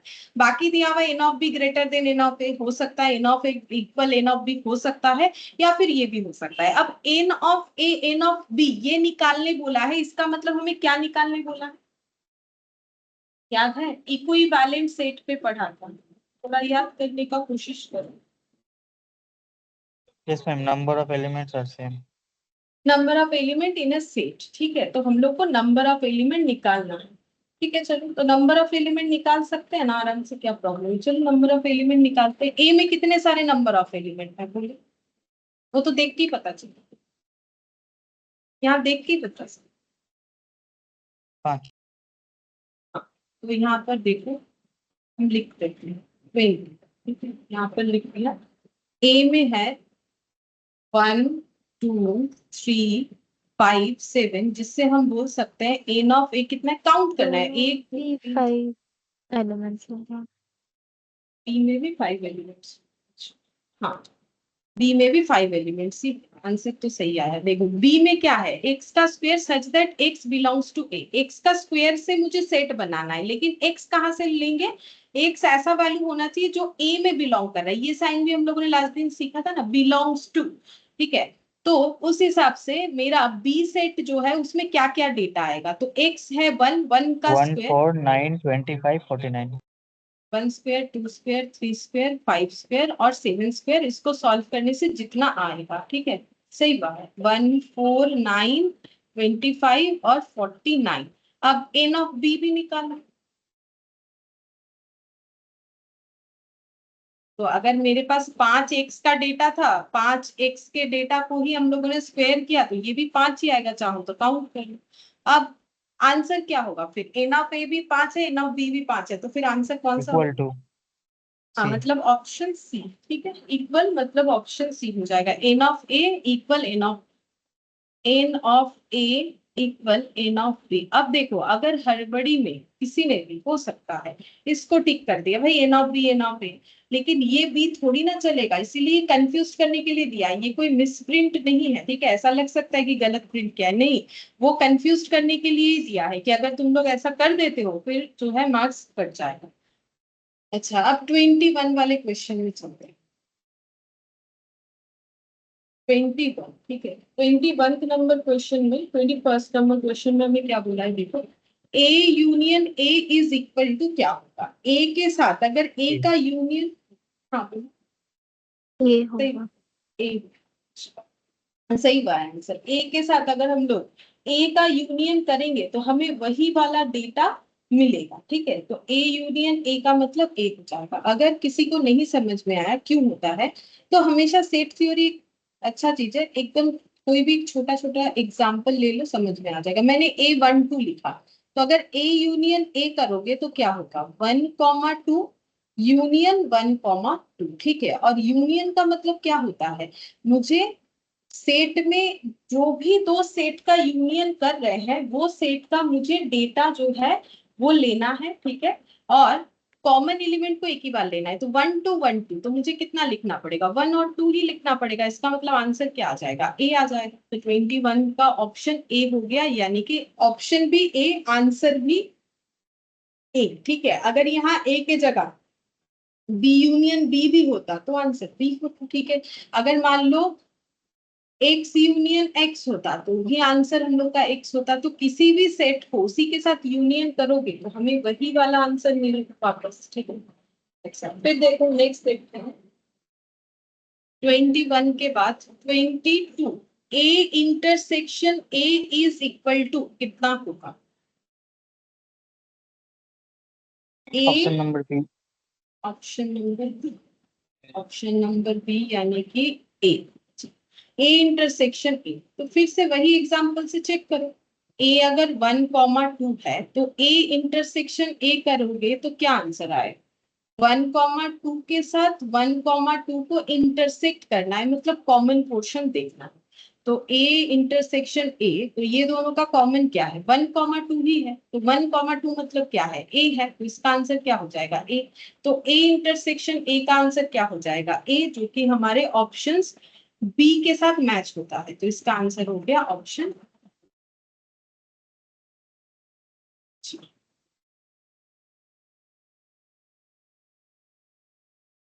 23, A union B whole complement is equal to क्या होगा, और A intersection B whole complement, ये क्या होगा? अच्छा, ये दोनों जो है ना, ये दोनों हम लोग का डी मॉर्गन्स लॉ के ऊपर है, ठीक है। तो पहले हम डी मॉर्गन्स लॉ समझा देंगे, उसके बाद बताएंगे, ठीक है। तो डी मॉर्गन्स लॉ, तो एक बार ये दोनों को स्किप करके आगे का कंप्लीट कर लेते हैं, फिर डी मॉर्गन्स लॉ बता के फिर ये दोनों में आ जाएंगे, ठीक है। 24 25 को अभी स्किप करते हैं, या आज ही करेंगे, ठीक है। 23 24 25 से कर, 25, ठीक है। 25 25 में देखो क्या लिखा हुआ है, A union E is equal to, E is superset of A, पहले लिखे इसको, क्या बोला है, ए यूनियन ई इक्वल कितना होगा अगर ई जो है सुपरसेट ऑफ ए है, E is super set of A, ऐसा होगा, ठीक है।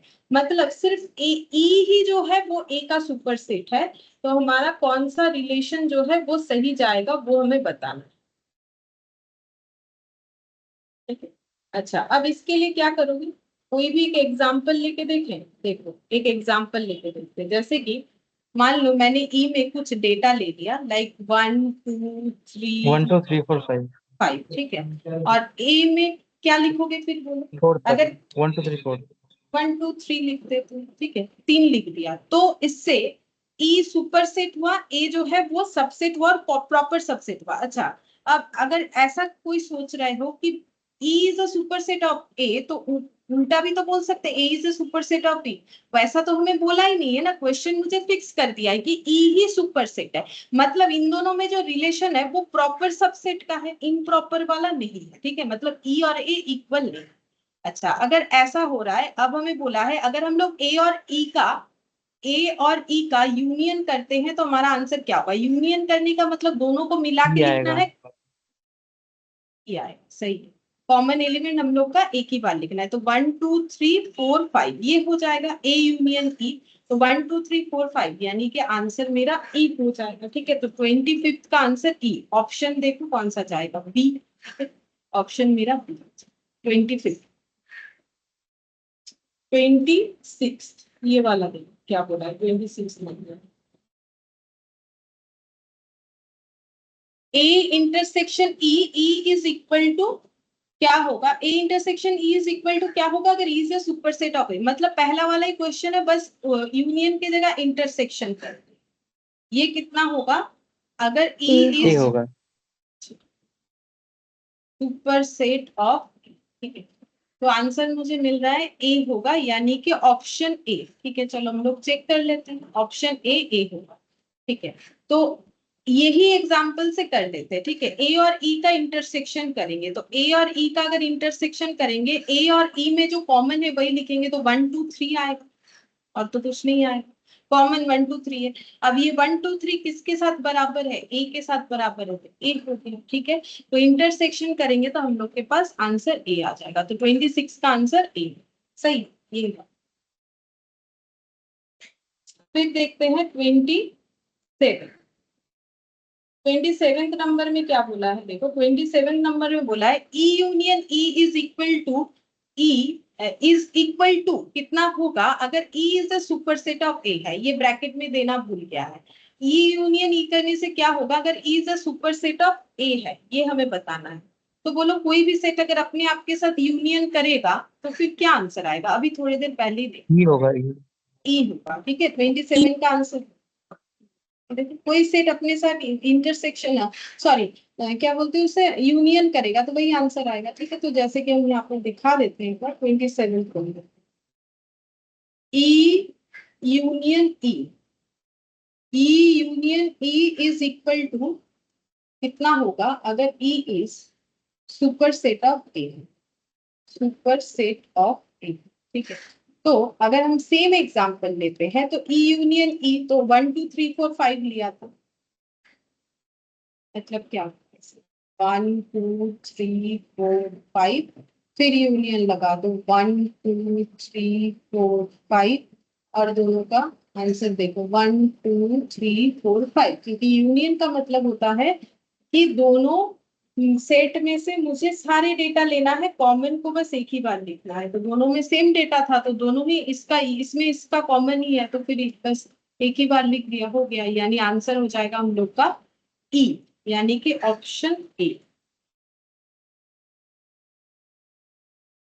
27th वाला, ठीक। अच्छा, अब हम लोग देखते हैं 28th number. A intersection E complement is equal to कितना होगा, E is a superset of A, मतलब ये ना यहाँ ब्रैकेट नहीं दिया, यहाँ ना ब्रैकेट लगना चाहिए, E is a superset of, हर जगह पे यहाँ पर होगा तो ही हमें पढ़ने में आसानी होगा। E is a superset of, चलो इसका एक एग्जांपल बनाते हैं, हमें एक ए सेट लेना है, एक ई सेट लेना है, लेकिन ई कंप्लीमेंट बोला है। अब कंप्लीमेंट जब आता है तो मुझे एग्जांपल जो क्रिएट करना है उसमें मुझे एक यूनिवर्सल सेट लेना चाहिए, क्योंकि कंप्लीमेंट मैंने क्या बोला था लास्ट दिन कि यूनिवर्स में है लेकिन किसी पर्टिकुलर सेट के पास नहीं है, तो उसमें हम लोग कंप्लीमेंट निकाल सकते हैं।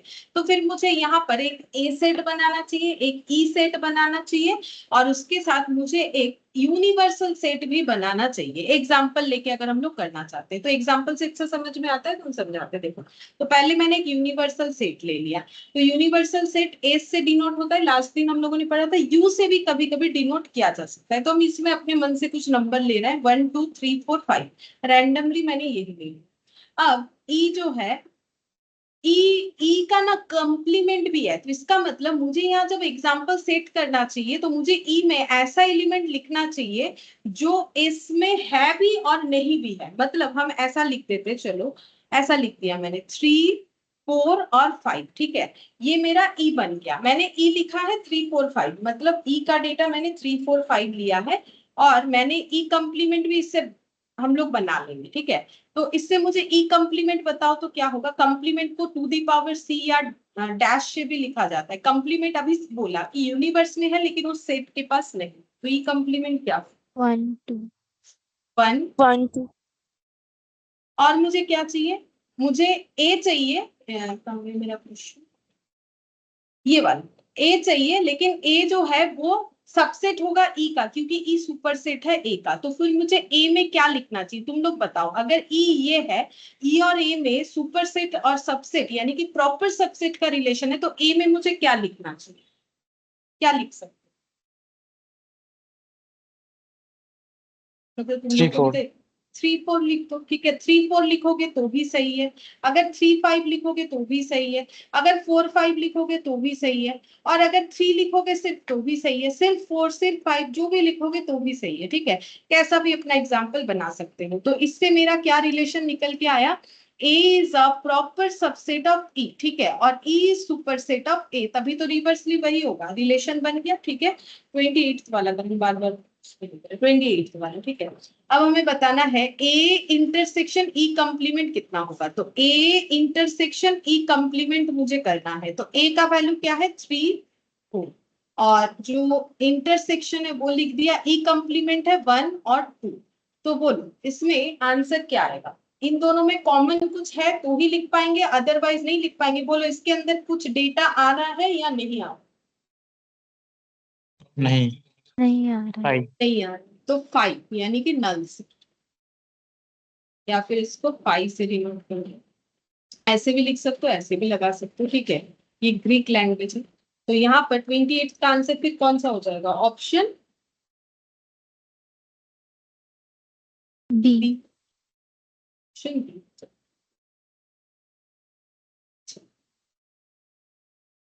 नेक्स्ट देखते हैं 29th में, A intersection five is equal to कितना होगा, E is superset of A, ठीक है। ए और फाइव में इंटरसेक्शन करना है, जहां पर रिलेशन कैसा है, ई जो है वो ए का सुपरसेट है, मतलब मुझे एक ई चाहिए, ठीक है, और मुझे एक ए चाहिए, लेकिन ई जो है वो ए का सुपरसेट है, मतलब ए में अगर हम 1 2 लिखेंगे तो यहाँ पर 1 2 और 3 लिख देते हैं, हो गया सुपरसेट सबसेट वाला रिलेशन। और बोल रहा है ए इंटरसेक्शन फाइव करना है, चलो करो ए इंटरसेक्शन फाइव। ए मैंने क्या लिया है 1 2 लिया है, इंटरसेक्शन कर दो 5 5 यानी नल सेट, तो इन दोनों को इंटरसेक्ट करोगे तो आंसर क्या है, 5।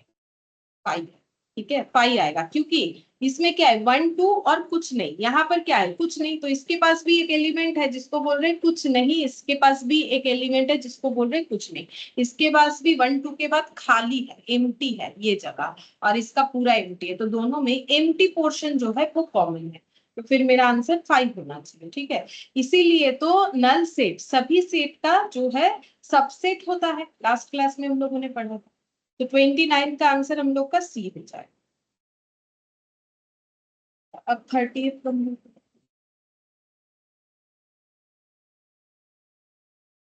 30 नंबर में क्या बोला है देखते हैं। A union A complement is equal to E is superset of A. ठीक है, ए यूनियन ए कॉम्प्लीमेंट करना है,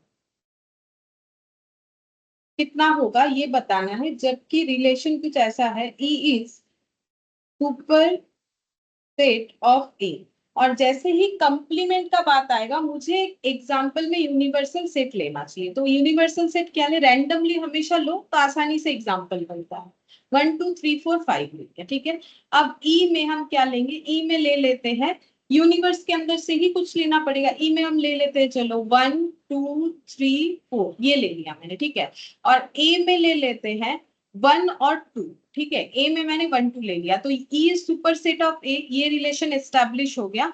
और एक चीज बोला है ए कंप्लीमेंट, मुझे क्या चाहिए, ए कंप्लीमेंट भी चाहिए, बोलो ए कंप्लीमेंट का आंसर क्या होगा, अगर एस इतना है ए इतना है तो ए कंप्लीमेंट फिर क्या होगा, मतलब यूनिवर्स के पास है बट ए के पास नहीं है, कौन से नंबर,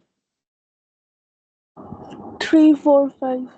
3 4 ठीक है, अब जो ऑपरेशन हमें करने बोला है कर दो, ए यूनियन ए कंप्लीमेंट, ए कितना है 1 2, एग्जाम्पल जो लिया है यूनियन ए कंप्लीमेंट कितना है 3 4 5, और दोनों का यूनियन करोगे तो कितना लिखो,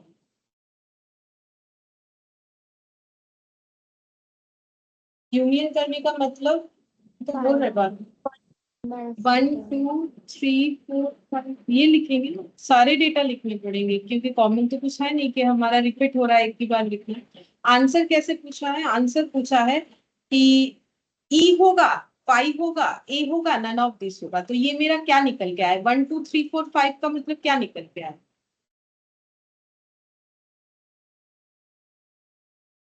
ये किसके साथ सिमिलर है 1 2 3 4 5 किसके साथ similar, universal set. Universal set S. ठीक है, इससे सिमिलर है। अच्छा, अब उसके हिसाब से आंसर देना है हमें, फिर आंसर हम लोग का क्या है, 30 का आंसर ई है 5 है ए है नन ऑफ दिस है, बोलो क्या आंसर है,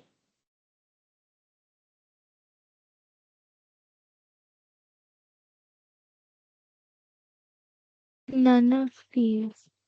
हाँ, तो इस हिसाब से हमारा आंसर होना चाहिए नन ऑफ दिस। ठीक है,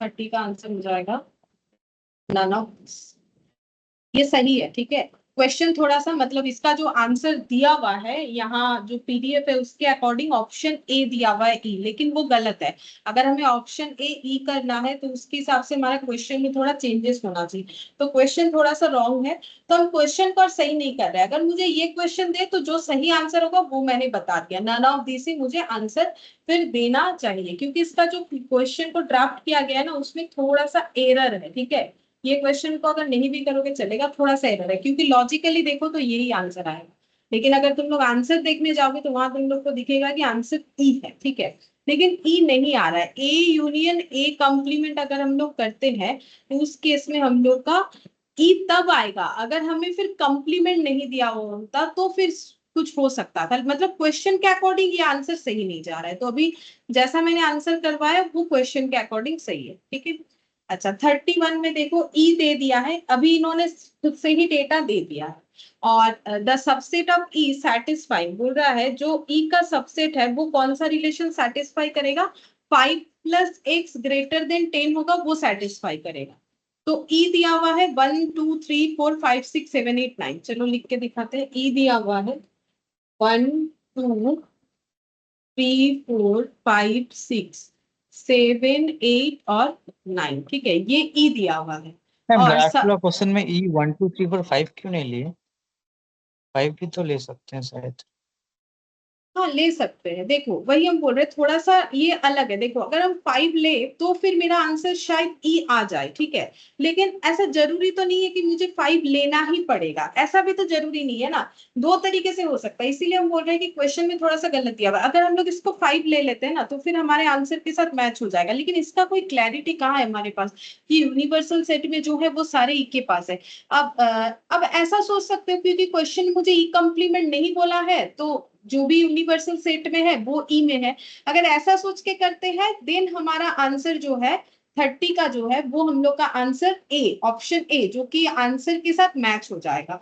तो हाँ ये एक चीज कर सकते हो, लेकिन इसके लिए हमारे पास ना कोई इंफॉर्मेशन नहीं है। तो अगर हम ऐसा लेते हैं तो मेरा आंसर ये होगा। ऑल्टरनेटिव तरीके से अगर देखो तो अगर हम लोग ऐसे लेते हैं कि ई में हम वही ले लेते हैं जो मेरे यूनिवर्स में है, ठीक है, तो ये तब पॉसिबल है कि अगर कंफर्म हो जाए कि मेरा कोई ई कॉम्प्लीमेंट नहीं है, लेकिन मुझे ऐसा कंफर्म नहीं किया है। फिर भी अगर तुम लोग ऐसा सोचते हो, लेकिन देखो वो तो एग्जाम टाइम में दिमाग में कैसे आएगा कि कौन सा होगा, तो थोड़ा क्लैरिटी होना चाहिए था। अगर ऐसा चलते हो तो फिर आंसर के साथ मैच होगा, इसीलिए मैंने बोला कि थोड़ा ड्राफ्टिंग इसका गलत है, इस तरीके से नहीं, कुछ और तरीके से इनको देना चाहिए, ठीक है। तो उस यस हिसाब मिस से यस। हाँ, अब इसमें देखो ए कॉम्प्लीमेंट हम लोग का फिर क्या हो जाएगा। ए कॉम्प्लीमेंट तो वही आएगा 2 3 4 5, ठीक है। अब ए यूनियन ए अगर करोगे तब हम लोग का जो मतलब आंसर पीडीएफ के अकॉर्डिंग चला जाएगा। ये देखो 2 3 4 5, तो ये 5 अपना इधर आ गया, तो 1 2 3 4 5, ठीक है। ये अगर लेते हैं तो फिर ये हम लोग का ई और एस दोनों को फिर सेटिस्फाई करेगा। देखो अगर हम यहाँ 5 ले लेते हैं तो हम बोलेंगे ये ई के बराबर भी है, एस के बराबर भी है, तब हमें आंसर क्या देना पड़ेगा। वैसे यहाँ एस का ऑप्शन है नहीं, ठीक है, तब फिर तुम लोग आंसर दे सकते हो कि ये मेरा आंसर ई हो जाएगा। तो इसमें कुछ क्लैरिटी इनको देना चाहिए था। अगर हम लोग पूरा ऐसा लिखते हैं तो आंसर ऐसा होगा, नहीं लिखते हैं तो नन ऑफ दिस होगा, ठीक है। दोनों तरीके से हो सकता है, लेकिन मेरे हिसाब से एग्जाम में इसको अगर ऐसा क्वेश्चन आ जाए तो फिर तुम लोग को क्या करना चाहिए, तो तुम लोग दोनों ऑप्शन देखो। फिर यहाँ नन ऑफ दिस का भी ऑप्शन दे रखा है ना, तो मुझे लगता है ऐसा नहीं देगा क्योंकि इसमें थोड़ा एरर है, ठीक है, एरर तो है। ऐसा नहीं देना चाहिए, जो भी देगा हमें क्लियरली देगा, आई होप कि क्लियरली देगा। तो उसके हिसाब से अगर देखें तो ऐसा करोगे नन ऑफ दिस, तो ऐसा करोगे, ठीक है। दोनों ही करेक्ट, लेकिन थोड़ा इंफॉर्मेशन ज्यादा देना चाहिए।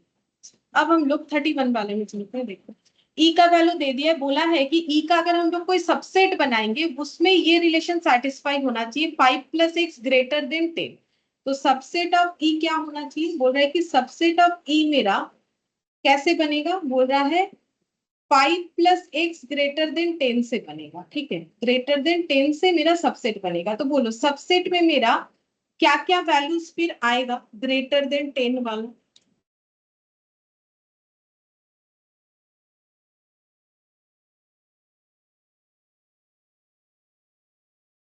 कैलकुलेट करना 6 7 8 9 6 7 8 9, 6 7 8 9, ये मेरा सबसेट का आंसर नहीं होगा, ये एक्स का आंसर होगा, बोल सकते।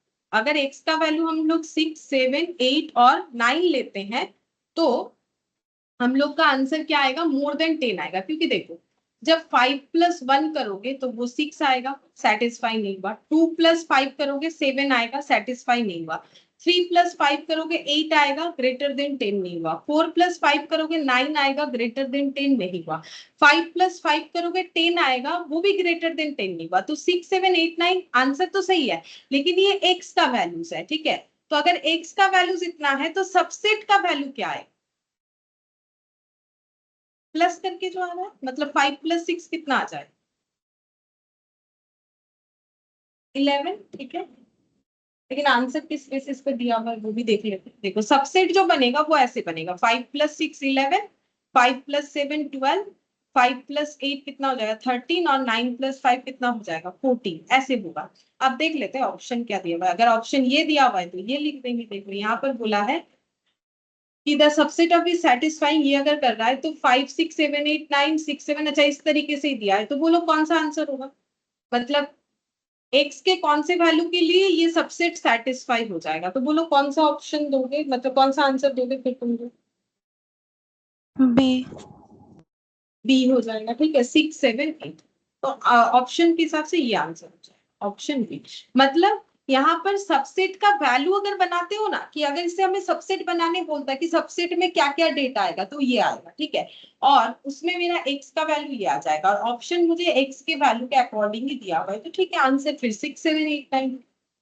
अच्छा, अब यहाँ पर एक माइनस का कंसेप्ट दिया हुआ है जो मैंने लास्ट दिन नहीं सिखाया, और डी मॉर्गन्स लॉ, तो ये दोनों चीजें हम तुम लोग को सिखाते हैं, माइनस वाला कंसेप्ट भी और डी मॉर्गन्स लॉ वाला कंसेप्ट। पहले माइनस वाला सिखा दो। यहाँ पे सेट ए माइनस बी और बी माइनस ए, इसका मतलब क्या है?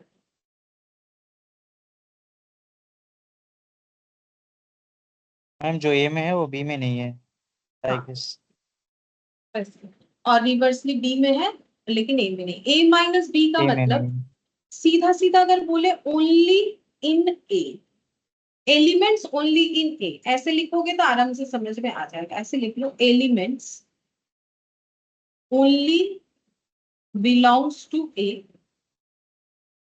और बी माइनस ए अगर हुआ तो elements only belongs to B, ठीक है। तो हम लोग बोल सकते हैं कि ए माइनस बी से जो हमारा सेट बनेगा उसमें वो सारे एलिमेंट्स रहेंगे जो ए में, ओनली ए में है। ए और बी का अगर कुछ कॉमन है तो वो हट जाएगा। मतलब इसको अगर डिफाइन करें तो हम लोग ऐसे बोल सकते हैं, contain all element of A which are not common with B, which are not common with B, ठीक है। और यहाँ पर ऑपोजिट लिखो, contain all element of B which are not common with A, ठीक है, ऑपोजिटली ये लिख सकते हैं। तो ये हो गया हम लोग का माइनस, यानी माइनस सेट बोल सकते हैं, डिफरेंस इन सेट उसका डेफिनेशन, ठीक है। अब हम यहाँ पर एक एग्जांपल ले रहे हैं, तुम लोग मुझे बताना ए माइनस बी और बी माइनस ए का आंसर क्या होगा। चलो एक एग्जांपल लेते हैं, फिर हम लोग वही वाला क्वेश्चन जो है वो करेंगे। ए का वैल्यू मैंने ले लिया सपोज 1 2 3 6 और 8, ठीक है, और बी में मैंने ले लिया सपोज 1 2 3, ठीक है। अब मुझे करना है ए माइनस बी, तो बताओ क्या होगा, और बी माइनस ए, उसका आंसर क्या होगा?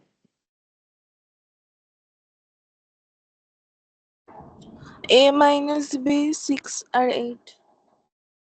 और बी माइनस ए, ठीक है, बी माइनस ए 1 2 3. 1 2 3, किंतु 1 2 3 तो ए थे हुआ, सही होगा। बी माइनस से एम्प्टी सेट होगा। हाँ, बी माइनस से एम्प्टी सेट होगा, ठीक है, बी माइनस से हम लोग का एम्प्टी सेट होगा, यानी कि 5, ठीक है। क्योंकि ए माइनस बी का मतलब क्या, only element in A but not common with B, but not common with B, अभी तो वही लिखा ना हम लोगों ने, देखो but not common with B. तो देखो elements only in A but B के साथ जो कॉमन नहीं, तो 1 2 3 के अलावा मुझे बाकी देखना चाहिए, अगर कुछ है 6 8, ठीक है। अच्छा, अगर मुझे बी माइनस ए करना है तो मुझे क्या देखना चाहिए, बी में 1 2 3 है, तो और यहाँ पर है 1 2 3 6 8, तो इसका मतलब only element in B but not common with A, not common with. लेकिन यहाँ एक प्रॉब्लम था, देखो क्या प्रॉब्लम था, बी का सारा एलिमेंट ए के साथ कॉमन है, तो ओनली बी कुछ भी नहीं बन रहा है, तो फिर बी माइनस ए मेरा एम्प्टी सेट, ठीक है, बी माइनस ए में आंसर एम्प्टी आ गया। तो ऐसे भी आ सकता है, तो थोड़ा सा मैंने घुमा के दे दिया ताकि तुम लोग कंसेप्ट को थोड़ा याद रख सको। अच्छा, अगर ये हमें समझ में आ गया तो अच्छा चलो और एक एग्जाम्पल दें, और एक एग्जाम्पल सबको ही बताओ, ठीक है। ए ले लिया मैंने 1 6 8 9 15 और 12, और बी ले लिया 1 10 12 13 और 18, ठीक है। अब इसमें तुम लोग मुझे बताओ कि ए माइनस बी कितना आएगा और बी माइनस ए क्या क्या।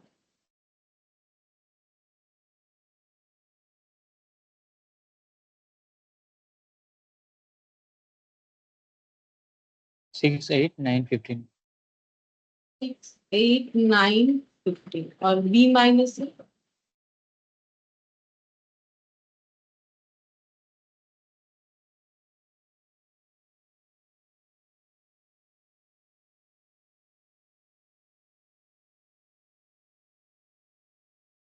10, 13, 18. 10, 13, 18 सही था।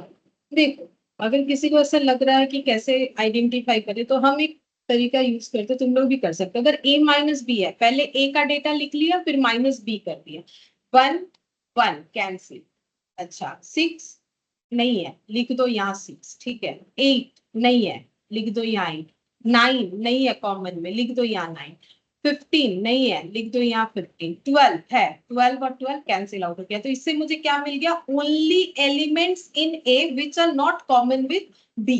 और अगर बोले कि b माइनस ए निकालो तो पहले b का डेटा लिख दो। देखो अगर किसी को नहीं समझ में आ रहा है ना तो ये वाला जो ट्रिक है उसको यूज कर सकते हो। b माइनस ए, तो पहले b को लिखो फिर माइनस ए को लिखो, तभी आंसर सही आएगा।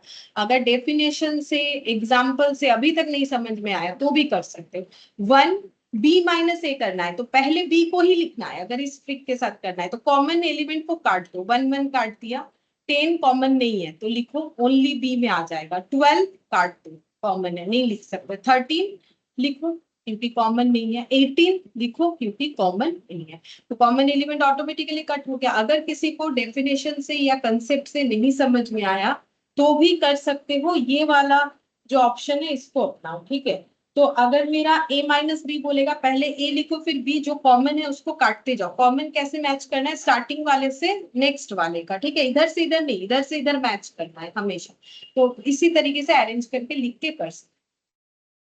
अच्छा अब हम लोग एक्सरसाइज वाले क्वेश्चन को कर सकते हैं। एक्सरसाइज वाले क्वेश्चन में बोला है 32, यहाँ पर लिखते हैं। देखो यहाँ पर दिया हुआ है a और ऐसा एक ट्राइंगल जैसा साइन दिया हुआ है, ठीक है। ये साइन का मतलब क्या होता है कि दोनों में यूनियन, ये देखो ऐसा होता है। इसका मतलब a minus B union of b minus A कितना होगा, ठीक है। ये हमें बता दिया है और वैल्यू दे दिया है। a 1 2 3 4, b है 3 5 7। 1 2 3 4 ये है a और b है हम लोग का 3 5 7। 3 5 और 7 हम लोग को फाइंड आउट करना है a, ठीक है। ये कितना, मतलब मुझे a minus B union b minus A निकाल। तो मैम वो सबसे ट्रायंगल पहले का मतलब क्या है? जिस ट्रायंगल का मतलब ही ये वाला है, a minus B union b minus A को ऐसे ट्रायंगल देख के लिखा जाता है। इसका नाम हम भूल गए, इसका कुछ नाम होता है, याद नहीं आ रहा है मुझे अभी। इसका भी कुछ नाम होता है, जैसे बिलोंग्स टू वगैरह होता है ना, इसमें भी कुछ एक नाम होता है, ठीक है। याद आएगा तो हम बताते हैं, इसको भी कुछ बोलते हैं।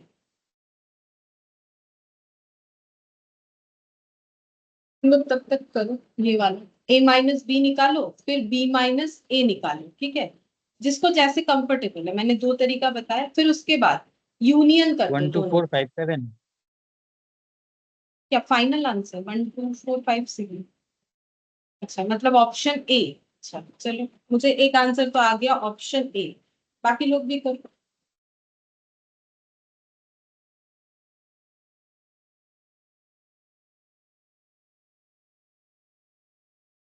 मैम वो सिंबल का मतलब क्या, जो प्रॉपर सबसेट उसके नीचे डैश होता है?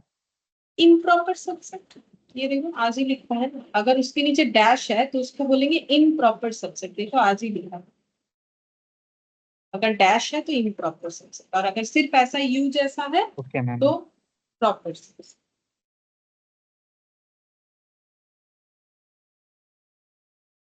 चलो सब कोई मुझे बताओ a माइनस बी कितना होगा। फाइनल आंसर मुझे मिल गया है लेकिन फिर भी मुझे बताओ a माइनस बी क्या होगा, b माइनस ए कितना। A minus B 1 to 4 1 2 4, अच्छा। और b माइनस ए 5 7 5 से, ठीक है। तो देख लेते हैं सही हुआ है कि नहीं। 1 2 4, तो देखो a माइनस बी, ये दोनों में देखो जैसे मैंने सिखाया 3 3 काट दो, 1 2 4, ठीक है। अब b माइनस ए मतलब b आगे लिखना है और a को बाद में लिखना है। ये देखो 3 5 7 लिख लो फिर ऐसे माइनस लगा दो, 1 2 3 4 लिख लो। ये सबसे आसान तरीका है, बिना डेफिनेशन के भी कर सकते हो। 3 3 हट गया, यहाँ पर बचा 5 7 हो गया। अच्छा, अब दोनों का यूनियन लगाओ, a minus B union b minus A. Union का मतलब देखो, अभी मैंने जितना भी क्वेश्चन करवाया ना, हर बार यूनियन का मतलब बताते हुए क्या है, तो तुम लोग मुझे बताओ, दोनों का यूनियन करोगे तो आंसर क्या है? 1 2 4 5 7 1 2 4 5 7 सही है, वही ऑप्शन ए वाला, 1 2 4 5 7, तो ऑप्शन ए है। अच्छा हाँ, ये जो साइन है इसका मतलब मैंने ढूंढ दिया है, देखो इसका मतलब होता है symmetric difference, symmetric difference of two set, difference of two set, ठीक है, जिसको देखने में ट्रायंगल की तरह होता है। ये जब साइन यूज किया जाता है, इसको मतलब रीड कैसे किया जाता है, इसको रीड किया जाता है symmetric difference of two set, ठीक है। तो इसको हम लोग बोलते हैं, अब ये मतलब बोल सकते हो डेल्टा है, ठीक है, मतलब कैपिटल डेल्टा, ठीक है, डेल्टा साइन इसको बोल सकते हैं। ये ट्रायंगल जैसा देखने में, इसको हम लोग डेल्टा बोलते हैं यहाँ पर। और ये होता है symmetric difference of two set, दो सेट का अगर सिमेट्रिक डिफरेंस हम लोग निकाले तो उसको हम लोग बोलते हैं क्या बोलते हैं, सिर्फ डेल्टा बोलते हैं, ठीक है, सिर्फ डेल्टा। ये कैपिटल डेल्टा, स्मॉल डेल्टा भी, ये कैपिटल डेल्टा। ये भी ग्रीक लैंग्वेज है, जैसे फाइव वगैरह है वैसा। हाँ मैम, हाँ डेल्टा पता था, हम वो सेट में वो और ये वो ही डिफरेंस बताने के लिए, मतलब a माइनस बी भी होगा, b माइनस ए भी होगा, इसीलिए सिमेट्रिक दोनों ही, इसीलिए इसको सिमेट्रिक। और स्मॉल डेल्टा एक होता है, वो कुछ मतलब कैसे बोले, ये ऐसे होता है, ऐसे टाइप का होता है, ठीक है, उसे हम लोग बोलते हैं स्मॉल डेल्टा। इस तरीके का साइन होता है। अ, ऐसे तुम लोग फाइंड आउट करके देखोगे तो पता चल जाएगा, ठीक है। मेरा ड्रॉ उतना अच्छा नहीं हो रहा है, इस हम ऐसे लिख देते हैं, ये ऐसा होता है, ठीक है, ऐसे राउंड टाइप में लिख देते हैं, ये होता है स्मॉल डेल्टा। अच्छा, ये कैपिटल डेल्टा यूज होता है। चलो, हम लोग को आंसर मिल गया, इसका जो आंसर हुआ। अब नेक्स्ट देखो यहाँ पर, ये हम लोगों ने कंप्लीट कर लिया 32 तक, ठीक है। अच्छा, अब जो डी मॉर्गन्स लॉ है वो बताते हैं, जिसमें मैंने दो क्वेश्चन तुम लोग को स्किप करवाया, 23 और 24। ये डी मॉर्गन्स लॉ के ऊपर है, तो पहले हम बता देते हैं कि डी मॉर्गन्स लॉ कैसे होता है। एक एग्जाम्पल से हम समझा देंगे, एग्जाम्पल तुम लोग को रटना नहीं है, वो सिर्फ समझने के लिए है कि क्यों ये हो रहा है, लेकिन तुम लोग को फॉर्मूला रटना पड़ेगा। रटना मतलब याद करना है, हम बता देंगे कैसे करके याद कर सकते हैं, ठीक है, वैसे ही याद कर लेना, हो जाएगा। डी मॉर्गन्स, तो रीडिंग करते हैं डी मॉर्गन्स।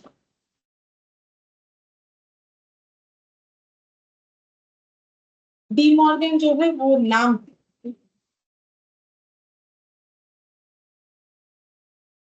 डी मॉर्गन्स पूरा नाम है, सिर्फ डी मॉर्गन्स, फिर यहाँ पर एपोस्ट्रोफी। अब इसको हम समझाने के लिए तीन सेट लेंगे, एक यूनिवर्सल सेट लेंगे, एक पी ले लेंगे, एक क्यू। यूनिवर्सल सेट में क्या लिखेंगे, रैंडमली लिख रहे हैं, 1 2 3 4 5 6 7 8 9 10 11 और 12, ये इतना दिया, ठीक है, तुम लोग भी सेम लिख लो। पी में हम ले लेते हैं 6 3 11 10 और 9। और क्यू में लेते हैं, क्यू एक सेट लेते हैं, उसमें ले रहे हैं 3 5 8 9 2 और 12, ठीक है, ये लिखो। अच्छा, अब सबसे पहले तुम लोग यहाँ से मुझे कुछ चीजें फाइंड आउट करके बताओ, like P intersection Q, P union Q, और पी कंप्लीमेंट, और क्यू कंप्लीमेंट, ये कुछ चीज मुझे फाइंड आउट करके बताओ।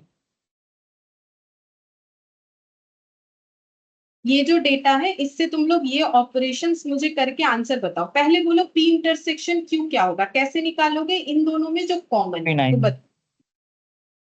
3 और 9 देख लो, कॉमन यही दो है, इसलिए आंसर सही है। ये देखो, दोनों में 3 कॉमन है, दोनों में 9 कॉमन है, इसके अलावा कुछ भी कॉमन नहीं है, क्योंकि इंटरसेक्शन का मतलब कॉमन होता है। पी यूनियन क्यू करोगे तो क्या क्या आएगा, यूनियन का मतलब 3 सारे डेटा 9 को, 5 8 2 12 6 11 10। तो 3 5 2 भी आ जाएगा, 2 को आगे लिख ले, ये देखो 2 आ जाएगा, 3 आ जाएगा, 5 आ जाएगा, 3 आ गया, 6, इसके बाद 6 लिख लेते हैं, ठीक है। उसके बाद वैसे ऑर्डर मैटर नहीं करता है, कोई फर्क नहीं पड़ेगा, 8 9 10 11 और 1 2 3 4 5 6 7 8 9, 9 11। अच्छा, पी कंप्लीमेंट और क्यू कंप्लीमेंट बताओ।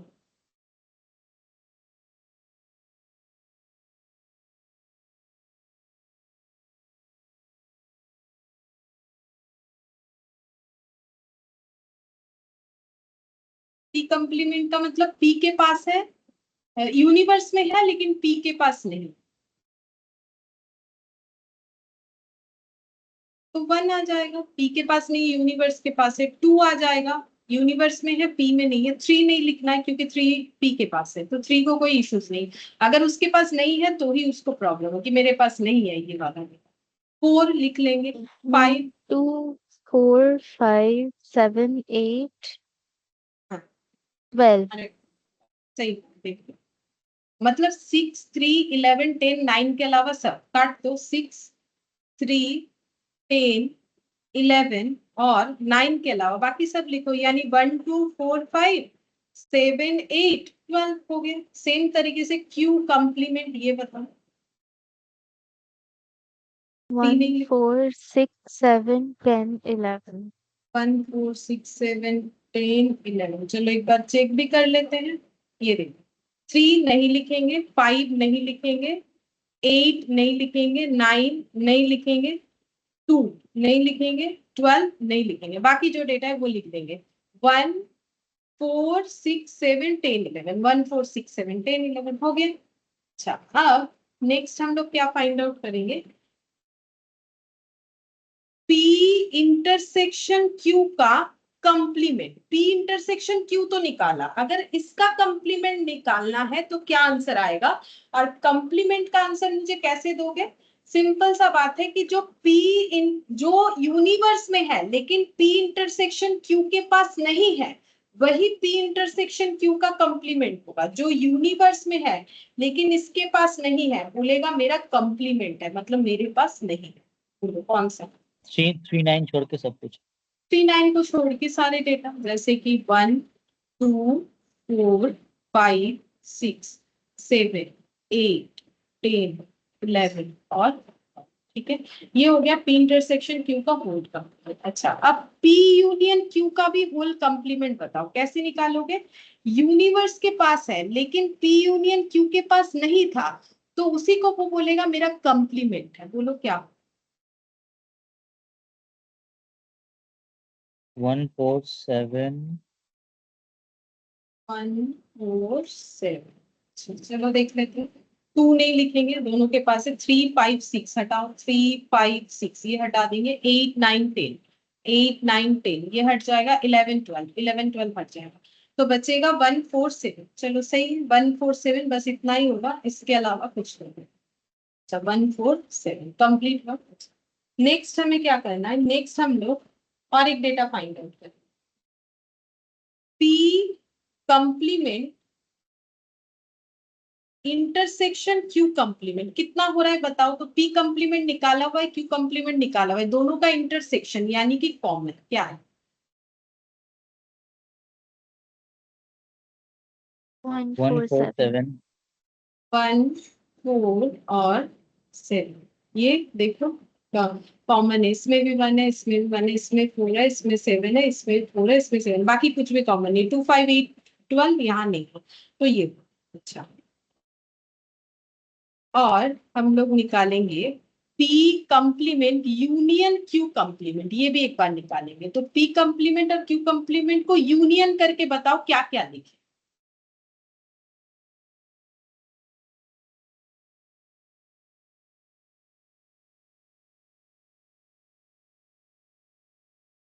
मेरे हिसाब से 1 से स्टार्ट करते हैं। 1 2 4 1 5 2 4 5 6 7 8 10 11 12 ये देखो, दोनों को मिला के लिखना है, कॉमन डेटा कोई की बात लिखना है। तो 1 2 4, ठीक है, 5 फिर ये देखो 1 4 ऑलरेडी लिख चुके हैं तो नहीं लिखेंगे, 6 लिख दिया, यहाँ से लेके 7 एक बार लिखेंगे, 8 एक बार लिखेंगे, 10 एक बार, 11 एक बार, 12 एक बार, ठीक है। तो सारा चीज लिख लिया। अब तुम लोग देखो कि एक सिमिलर चीज आ रहा है, क्या आ रहा है कि ये जो है इसके साथ सिमिलर है, ये देखो ये दोनों सिमिलर है, ये इसका आंसर भी 147 है, इसका भी 147 है, ये दोनों में देखो सिमिलरिटीज, ये दोनों सिमिलर, देखो सिमिलर सिमिलर, ये देखो 1 2 4 5 6 7 8 10 11 12, 1 2 4 5 6 7 8 10 11 12, मतलब हम लोग इससे ये कंक्लूजन ला सकते हैं कि P यूनियन Q का अगर होल कंप्लीमेंट करोगे तो वो P complement intersection Q complement से बराबर होगा, ठीक है। अभी प्रूफ करके देख लिया हम लोगों ने, रैंडमली एग्जांपल लिया और चीज प्रूफ हो गया। तुम लोग कोई भी एग्जांपल लेके चाहो तो घर पे भी ट्राई करके देख सकते हो। P इंटरसेक्शन Q का होल कंप्लीमेंट यहाँ पर हो जाएगा P complement union Q complement. तो ये जो रिलेशन फाइंड आउट किया था वो डी मॉर्गन्स ने किया था, इसलिए इस लॉ का नाम दे दिया गया है, ये जो रूल्स है इसका नाम दे दिया गया है डी मॉर्गन्स लॉ। तो क्या इसमें हमें ऐसे प्रूफ देगा? देखो प्रूफ अगर देगा कर ले, देगा नहीं, लेकिन अगर कुछ भी ऐसा देता है तो तुम लोग निकाल ही सकते हो ना। अगर ये डेटा गिवन है, ये पूछे ये पूछे ये पूछे ये पूछे, कुछ भी पूछे, आराम से निकाल सकते हो, क्योंकि हर एक चीज का अलग अलग डेफिनेशन।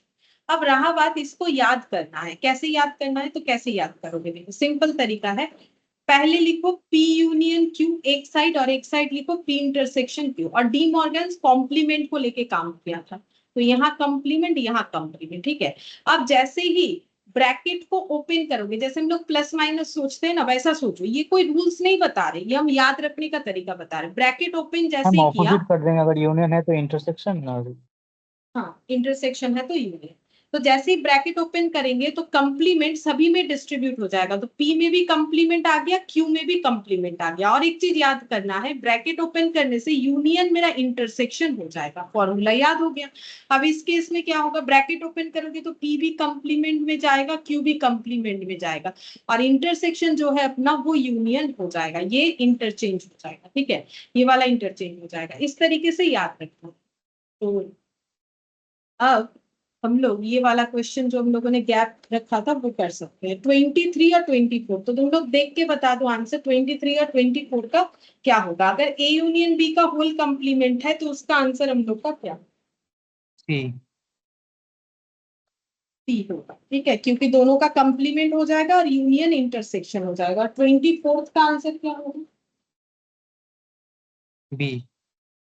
24 का बी हो जाएगा। हाँ सही है, अभी वही बोला था मैंने याद रखने के लिए। अब P they, Q they, A they, S दे, कुछ भी दे, ठीक है। नॉर्मली एस नहीं लिखता है क्योंकि वो यूनिवर्सल सेट के ऊपर डिपेंड कर रहा है। ए भी कुछ भी दे, हम लोग उसका आंसर आराम से लिख सकते हैं। तो ए में दिया था A union B whole complement, तुम लोग ऑप्शन अगर नहीं भी देखोगे तो इज इक्वल टू पूछा है, तो A complement B complement union bracket open होने पे इंटरसेक्शन, और 24 का आंसर है A इंटरसेक्शन B का होल कंप्लीमेंट। तो A complement union B complement हो जाएगा, ठीक है। तो उसके हिसाब से हम लोग का आंसर हो गया पहले वाले का C और दूसरे वाले का B, ठीक है। तो ये C और ये ऑप्शन B, ठीक है। तो ये हम लोग का देखो कंप्लीट हो गया जो हम लोगों ने लास्ट दिन स्टार्ट किया था, ठीक है। चलो नेक्स्ट क्लास में हम लोग वेन डायग्राम वो सीखेंगे, वेन डायग्राम यानी सेट को कैसे ड्रॉ किया जाता है वो पढ़ेंगे, उसके बाद प्रोडक्ट सेट वगैरह पढ़ेंगे, ठीक है। फिर आज इतना ही। Thank you ma'am.